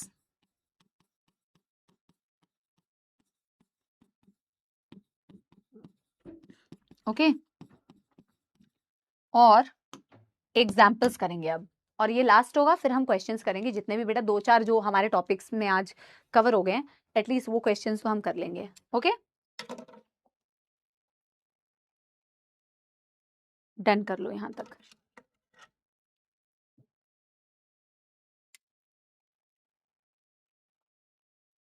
अब एग्जाम्पल्स क्या क्या है मैम? देखो सबसे, अरे सबसे पहला एग्जाम्पल जो मैं तुम्हें इसका बताऊंगी, वर्ल्ड फेमस एग्जाम्पल है, वर्ल्ड फेमस एग्जाम्पल है आपके, इसको ना मैं थोड़ा ना बेटा ऐसे कर देती हूँ, डिवाइड। सबसे फेमस एग्जाम्पल आपके ब्रश बॉर्डर क्यूबॉइडल एपिथेलियम का है, पता है क्या? पीसीटी। एक ही एग्जाम्पल दिया रहता है, सबसे फेमस एग्जाम्पल है, example is PCT. And what is PCT? PCT बेटा नेफ्रॉन का पार्ट है। अभी मैंने नेफ्रॉन बनाया था ना, अभी मैंने नेफ्रॉन बनाया था, अभी बताते रुको, पहले इसका लिख लेती हूँ, proximal convoluted tubule, proximal convoluted tubule, that is PCT, the only example, the OG example and the very very important example. It's a part of your nephrons Apollo. आप देखोगे नेफ्रॉन में एब्जॉर्प्शन करते हैं हम, जब यूरिन पास करते हैं तो सारी इंपॉर्टेंट चीजें यूरिन से पास नहीं कर देते हैं, है ना, चीजों को एब्जॉर्ब करना पड़ता है। पीसीटी वो पार्ट है जहां से सबसे ज्यादा एब्जॉर्प्शन होता है, 70 से 80% वाटर, इलेक्ट्रोलाइट सब। जब आप पीसीटी प्रोक्सिमल कॉन्वोल्यूटेड ट्यूब्यूल, हाँ, अब मैं ना छोटा सा नेफ्रॉन बना रही हूँ बेटा, ज्यादा बड़े की मेरे पास स्पेस है भी नहीं यहाँ, तो पीसीटी, ये जैसे बोमेंस कैप्सूल बनाए, ये पीसीटी है, फिर लूप ऑफ हेनले आता है, फिर डीसीटी आता है, फिर कलेक्टिंग डक्ट आता है, समझ रहे हो? तो ये पीसीटी है यार, छोटा सा नेफ्रॉन बना के बताया मैंने, ये पीसीटी होता है, ये डीसीटी होता है बेटा, है ना, ये लूप ऑफ हेनले होता है। ओके, सीलिएटेड कॉलमनार का क्या एग्जांपल है? सीलिएटेड कॉलमनार का एग्जांपल है स्मॉलर ब्रोंकियोल्स। ब्रोंकियोल्स कहाँ होती है? ब्रोंकियोल्स हमारे लंग्स में होती है। किसका क्या काम है ब्रोंकियोल्स में बेटा? सीलिया होने का, मूवमेंट ऑफ म्यूकस। ब्रोंकियोल्स में सीलिएटेड कॉलमनार भी होती है, बट लार्ज ब्रोंकियोल्स में होती है। Larger bronchioles will have ciliated columnar, जो मैं कल की क्लास में पढ़ाऊंगी। छोटी ब्रोंकियोल्स है तो क्यूबॉइडल एपिथेलियम होती है, the only example that you will remember. Okay, लिख सकते हो म्यूकस, मूवमेंट ऑफ म्यूकस, सबसे ज्यादा एग्जांपल वहां पे पढ़ने हैं। तो मैं ऐसे कुछ कुछ एग्जांपल्स बताऊंगी जो यहाँ पे भी प्रेजेंट है, और एक दो बेटा जो आगे तुम्हें पढ़ने हैं, सारे तो हम बॉडी पार्ट्स के यहाँ पे कवर कर भी नहीं पाएंगे, है ना। अब मैम ये कहाँ होते हैं? सिंपल क्यूबॉइडल एपिथेलियम कहाँ होते हैं? कौन से कलर से लिखूं? थोड़ा सा ग्रीन कलर से लिख देती हूँ, या पिंक से एग्जाम्पल लिखे तो पिंक से लिख देती हूँ। ओके, सो एग्जाम्पल इज, सबसे पहला एग्जाम्पल है बेटा डीसीटी। प्रॉक्सिमल कॉन्व्यूलेटेड टिब्यूल में है brush border, distal convoluted tubule में है आपके सिंपल क्यूबॉइडल, जिसके फ्री सरफेस पर कोई मॉडिफिकेशन नहीं था। बेटा आगे जब मैं केमिकल कोऑर्डिनेशन करके एक चैप्टर पढ़ाऊंगी, जो हमारा ह्यूमन फिजियो का लास्ट चैप्टर होगा, उसमें मैं आपको थायराइड ग्लैंड पढ़ाऊंगी। थायराइड ग्लैंड एक इकलौता ऐसा ग्लैंड है बेटा जो अपने हार्मोन्स को स्टोर करके रखता है, पढ़ेंगे इसके बारे में। The only gland which can store it's hormone. तो कहां स्टोर करता है? फॉलिकल्स होते हैं वहां। अभी आप ना सिर्फ बेटा, क्योंकि मैं नहीं चाहती, मैं ना तुम्हें इसीलिए थोड़ा थोड़ा बता रही हूँ, डायग्राम बना रही हूँ, ताकि ना अगर बिल्कुल विजुअलाइज नहीं कर पाते हो ना तो कर पाओ। बट ये सारी चीजें ह्यूमन फिजियो में हम पढ़ रहे होंगे बेटा in depth. Okay, but so that तुम्हें, देखो एग्जाम्पल्स तो याद ही करने होते हैं, देयर इज नो मतलब other thing you have to remember, but अगर थोड़ा बताऊंगी तो शायद बेटर रिमेम्बरेंस हो तुम्हारी। ऐसे ना बेटा फॉलिकल्स होते हैं, और इसमें मैं जो बना रही हूँ ऐसा लग नहीं रहा है कि क्यूबॉइडल है, बट एक्चुअल में इसमें ऐसे फॉलिकल्स के अंदर ये थायराइड के फॉलिकल्स हैं, जिनके अंदर एक्चुअल में क्या होती है बेटा? आपकी क्यूबॉइडल एपिथेलियम। इसके अलावा मैम और कौन से एग्जाम्पल है बेटा? हम ना ह्यूमन रिप्रोडक्शन में पढ़ेंगे जर्मिनाल एपिथेलियम। जर्मिनाल एपिथेलियम कहाँ पढ़ाऊंगी मैं तुम्हें? ह्यूमन रिप्रोडक्शन में। कहाँ होती है जर्मिनाल एपिथेलियम? टेस्टिस में भी होती है, ओवरी में भी होती है। डायग्राम के लिए मेरे पास ना जगह नहीं बची है, एक ओवरी का बनाकर बताती हूँ। ये ओवरी है, मैं छोटा सा बना दे रही हूँ। ओके, ये ओवरी होती है ना, तो यहाँ होती है जर्मिनाल एपिथेलियम, ये ग्रीन कलर से जो मैं बना रही हूँ। एंड दिस इज ऑल्सो बेटा क्यूबॉइडल एपिथीलियम। अब ग्रीन एक ही रहने देते हो, सेल्स नहीं बनाती ना। तो ये ओवरी है बेटा, ओवरी तो मैं पता नहीं दिख भी रहा है कि ओवरी नहीं दिख रहा है, मेरे पास जगह नहीं है। तो ओवरी के अराउंड ये जो मैंने ग्रीन कलर से लेयर बनाई है ना बेटा, दैट इज जर्मिनाल एपिथीलियम। तो ओवरी और टेस्टिस में जो जर्मिनाल एपिथीलियम है वो भी क्यूबॉइडल एपिथीलियम होता है। थायराइड में जो फॉलिकल्स होते हैं वो भी क्यूबॉइडल, डीसीटी में क्यूबॉइडल। लेकिन एक जो बहुत इंपॉर्टेंट एग्जाम्पल मैं बता रही हूँ, इसको जरूर स्टार मार्क करना, इसको जरूर स्टार मार्क करना, क्योंकि ये बहुत इंपॉर्टेंट है, इसमें कंफ्यूजन होती है। ग्लैंड्स में दो प्रकार की डक्ट्स होती है बेटा, एक होती है छोटी डक्ट्स, एक होती है लंबी डक्ट्स। ठीक है, मैं अभी पैंक्रियाज बना के तुम्हें बताऊंगी। एक छोटी डक्ट्स होती है, एक लंबी डक्ट्स होती है। जो बड़ी डक्ट्स होती है ना बेटा, उनमें हमेशा कंपाउंड एपिथीलियम पढ़ोगे, जो मैं पढ़ाऊंगी। और मैं बता रही हूँ, मैं सारा एपिथीलियम पढ़ाने के बाद तुम्हें क्विकली रिकॉल भी करा दूंगी, पूरा 5-7 मिनट में रिवीजन पूरा, जब हम पढ़ लेंगे एपिथीलियम एग्जाम्पल्स के साथ। तो जो छोटी डक्ट्स होती है ना बेटा, याद रखो, उसमें ना छोटी सिंपल वाली एपिथीलियम है, छोटी डक्ट्स है सिंपल एपिथीलियम। जो बड़ी डक्ट्स होंगी सलाइवरी डक्ट्स होती है। पैंक्रियाज में भी जो लंबी वाली डक्ट्स होती हैं उनमें हमेशा कंपाउंड एपिथीलियम होती है। छोटी डक्ट्स में हमेशा बेटा क्यूबॉइडल होती है, और ये एनसीईआरटी में दिया हुआ है। ओके, स्टार मार्क करना बेटा, वैसे सारे ही स्टार मार्क वाले हैं। Small duct of glands, small duct of glands, NCERT ने तो दिया हुआ है डक्ट ऑफ ग्लैंड्स, लेकिन कौन सी डक्ट भाई, क्योंकि डक्ट में तो बहुत सारी चीजें हो सकती है। समझ रहे हो कि नहीं? और इसकी छवि बनाने के लिए ना बेटा, नेक्स्ट पेज में छवि बनाती हूँ, बस हो गया यार, 2-4 क्वेश्चंस कर लेते हैं यार। ये कर पाएंगे, ये कर पाएंगे, ये भी कर पाएंगे, ये भी कर पाएंगे, करते हैं गाइस, करते हैं। ठीक है, क्या आप लोगों ने डन डन डन डन कर लिया है? सारे एग्जाम्पल्स लिख लिए? बना लो एक छोटू सा डायग्राम। मान लो ये पैंक्रियाज है, तो पैंक्रियाज में ना एक ये वाली डक्ट है सेंटर, लंबी होती है ये छोटी छोटी डक्ट्स है, these are small ducts. Major जो पैंक्रियाटिक डक्ट है ना, जो मेन वाली सेंटर वाली, उसमें कंपाउंड एपिथेलियम होती है। That's all guys, we are done for today. Now we will solve some questions and then of course I will sing a song and then of course I will say goodbye to you all. Goodbye नहीं बोलूंगी यार, good bye बोल सकते हैं क्या? Good bye का मतलब होता है no no, I will not. Okay, and then you will take some rest, then you will get back to studies. Okay, be very very sincere beta, always.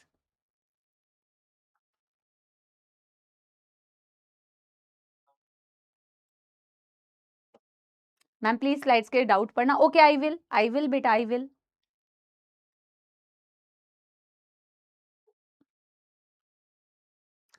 हाँ, कुछ बेटा हम पोल जरूर करेंगे यार, कुछ हम जरूर पोल कराएंगे, डोंट यू वरी। जैसे कि इस क्वेश्चन में हम पोल कराते हैं, 45 सेकंड का टाइम दे देती हूँ। ओके, चलो क्वेश्चन नंबर 1, लेट्स गो। या लेट्स गो बेटा, कहाँ चलें? छुट्टी तो हो ही गई है, छुट्टी छुट्टी क्या करते रहते हो?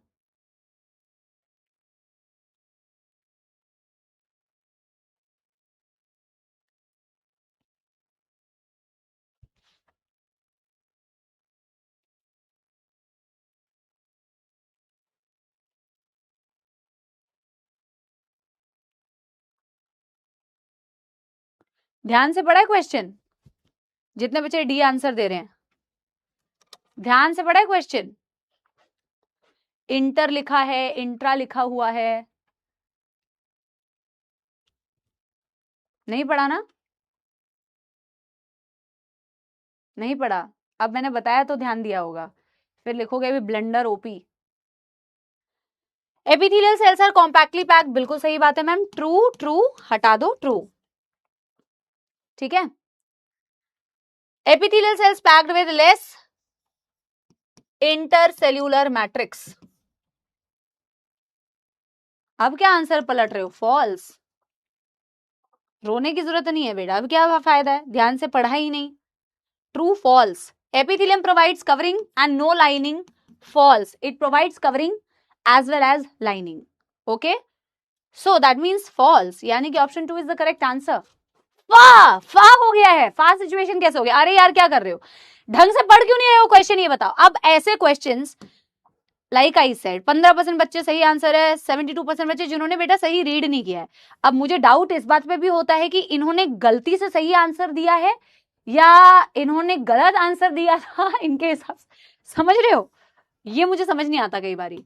क्वेश्चंस हमेशा बेटा आप पेपर देते हो, बार बार बोलने की जरूरत नहीं है, क्वेश्चंस को रीड ध्यान से करना प्लीज प्लीज। तो questions will be from your notes, the questions will be from your NCERT, but read it carefully. इसमें पोल नहीं करा पाऊंगी क्योंकि इसको मैंने खुद से बनाया है, तो अब इसमें ना वो नहीं है, मेरे पास ऑप्शन नहीं बनाया मैंने। ये फिलिंग द ब्लैंक्स टाइप का है। Epithelial tissue has a free surface, ठीक है, ये कई बार ना ऐसा कर सकते हो एनसीईआरटी के filling the blanks type, which faces either external environment, है ना, ऐसे कुछ कुछ चीजें लेके आऊंगी ताकि ना एनसीईआरटी की रीडिंग, एनसीईआरटी के वर्ड्स तुम्हें ना याद हो जाएं, ठीक है ना। हाँ, फेसेस आइदर एक्सटर्नल एनवायरमेंट और बॉडी फ्लूइड, ये this is also good practice की याद हो जाती है चीजें, ओके। करेंगे, ऐसी चीजें भी करेंगे। अब इसका आंसर तो बेटा 100% आना चाहिए उस हिसाब से, इसमें कोई फा वाली सिचुएशन भी नहीं होनी चाहिए। हाँ, तो मैं ना बेटा कभी कभी ना क्या करूंगी, इंस्टेंट कभी कभार हम एमसीक्यूज भी करेंगे, ये भी करेंगे, और कभी कभार जो हमने पढ़ा है ना सिर्फ उसकी ना मैं फिलिंग द ब्लैंक्स कर दूंगी। अगर ऐसी पॉसिबिलिटीज बन रही है कि हम ना एनसीईआरटी को थोड़ा फिलिंग द ब्लैंक्स के फॉर्म में कन्वर्ट करेंगे, आई विल सी, कभी क्वेश्चंस कर लिए, कभी फिलिंग द ब्लैंक्स वाले कर लिए, विल मिक्स इट अप, ठीक है। Cuboidal epithelium with brush border of microvilli is found in, एक ही मैंने एग्जांपल बताया बेटा, proximal convoluted tubule, that is option 2, okay, option 2 stop poll. देखते हैं, हाँ बेटर, सी 100% फिर भी नहीं आ सकता है, ठीक है, that is very nice, okay. Now we will solve question number, this is 4, okay. चलिए गाइज, करो। अगर पोल नहीं आता है ना बेटा, अगर पोल नहीं आता है तो बस आंसर गोल कर दो यार, मैं हमेशा ही बोलती हूँ, यहाँ के लीडर बोर्ड में ठीक है क्या फर्क पड़ता है, अच्छे मार्क्स मेन एग्जाम में लेके आना है। Simple cuboidal epithelium is present everywhere except fallopian tube. अब pancreatic duct is a tricky thing, क्योंकि पैंक्रियाटिक डक्ट में बेटा कंपाउंड भी होती है, बट ऐसा कभी क्वेश्चन आ जाए ना, क्योंकि इसमें कंपाउंड भी होती है, इसमें सिंपल भी होती है ना, और कभी अगर तुम्हें पैंक्रियाटिक डक्ट में ना बेटा मार्क करना होगा और तुम्हारे पास सिंपल क्यूबॉइडल है और कंपाउंड क्यूबॉइडल है, तुम हमेशा कंपाउंड मार्क करोगे, और मैं रीजन बाद में बताऊंगी, अभी वो क्वेश्चन है भी नहीं, अभी तो दूसरा क्वेश्चन है, क्योंकि यहां तो मैंने सारे में तुम्हें बताया हुआ है option 4 is the correct answer, that is बेटा स्टॉप पोल ऑप्शन 4, ठीक है। पोल गड़बड़ आ रही है क्या तुम लोगों के पास?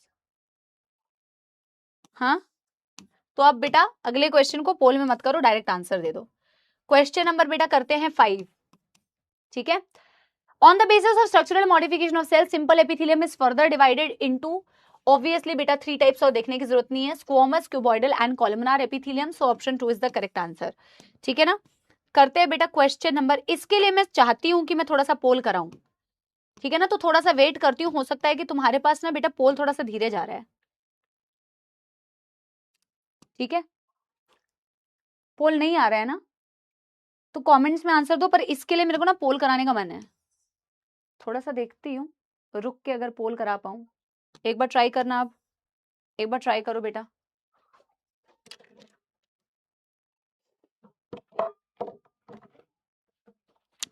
बाल बांध लेते हैं ना बेटा, सर दर्द करने लगता है। अगर मान लो पोल नहीं आ रहा है ना, तो सिंपली आंसर दे दो कमेंट्स में, कोई लोड नहीं है, कोई टेंशन नहीं है।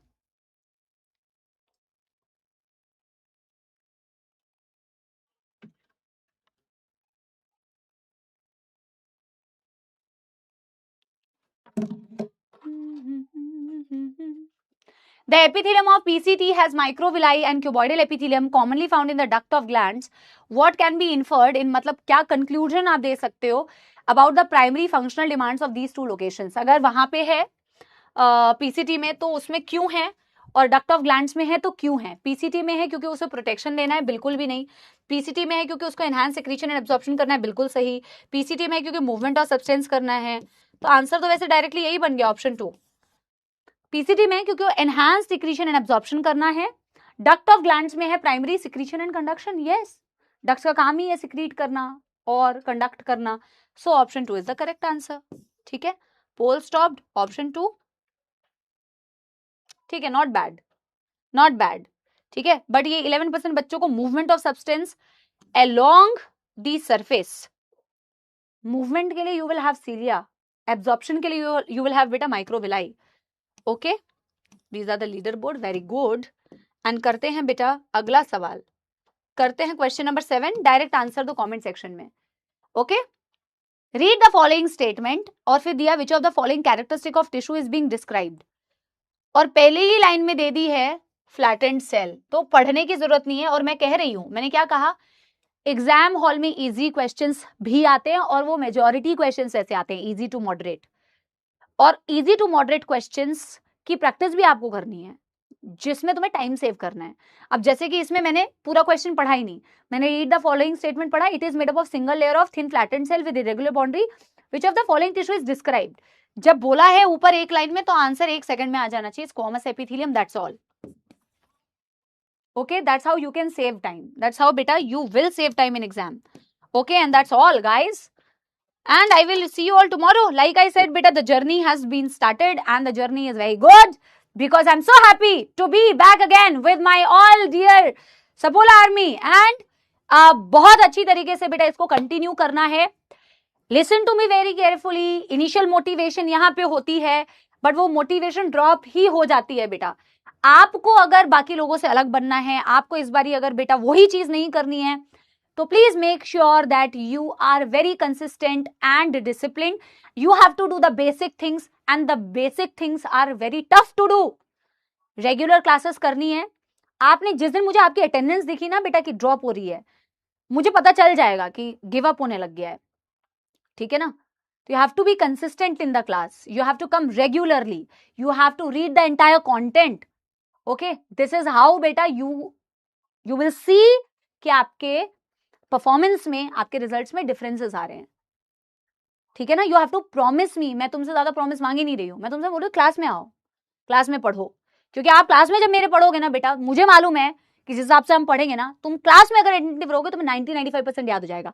आओगे ही नहीं तो खुद से पढ़ोगे तो आप उतनी एफिशिएंटली चीजों को कवर नहीं कर पाओगे। Thank you so much. मैं गाना आप लोगों को जरूर सुनाती हूँ, फिर टाटा बाय बाय करती हूँ, ओके जी। गहरा हुआ सुना देते हैं यार, गहरा हुआ मैंने इतनी बार सुना दिया है ना कि बहुत गहरा हो गया है, ओके यस। सो लेकिन तुम लोगों को नहीं सुना है ना, तो तुम लोगों को सुना देते हैं और फिर आपको टाटा बाय बाय करते हैं, ओके। डीपीपी आई होगी तुम्हारे पास, आज डीपीपी भेजी भी थी, पर डीपीपी में हो सकता है कि थोड़े से क्यूबॉइडल कॉलमनार हो सकता है शाम में अपलोड हो जाए। डीपीपी अपलोड करा दी थी, बट अगर नहीं हुई है तो मैं एक बार क्रॉस चेक करवा लूंगी, ओके। चलो सो तू अगर मेरी ये हवाएं तेरी, तू अगर मेरी सारी राहें तेरी, तू अगर मेरी मैं हूँ तेरा, तू अगर मेरी है फसाना तेरा, तू अगर मेरी तो जमाना तेरा, तू अगर मेरी मैं हूँ तेरा। बेताब सा मोहब्बत का तू इनकलाब है, मेरा जहां तेरी बाहों में ख्वाब ख्वाब है, गहरा हुआ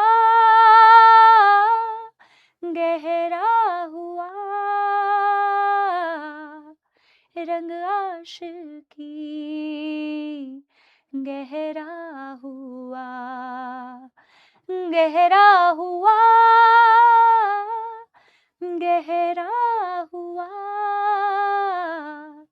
दरिया दुआ, गहरा हुआ तेरा हुआ तू अगर मेरी, ठीक है। But anyway thank you so much बेटा। Do let me know in the comment section lecture आप लोगों को कैसा लगा, जरूर बताइएगा, और कोई भी डाउट्स हो जो आप क्लास के बाद पूछते हैं तो वो स्लाइड्स वाले वो भी जरूर पूछना. I will also address those doubts, don't you worry. Okay. And या बस रिवीजन करना, ज्यादा कंटेंट नहीं पढ़ा है बट बहुत तगड़ा कंटेंट पढ़ा है बेटा. एंड इवेंचुअली ऐसे ही हमें बढ़ना है. Everything is cool. बाकी चीजों का स्ट्रेस तुम्हें नहीं लेना है, जस्ट पढ़ाई करनी है. ओके. आई एम सो बेटा happy to be back again. I am telling you, दिल से बता रही हूँ, बहुत मजा आ रहा है. एंड यही चीज को हमें कंटिन्यू करना है. Okay. Thank you so much बेटा. Bye bye. Love you all. Love you all. Love you all. Bye bye. ठीक है ना.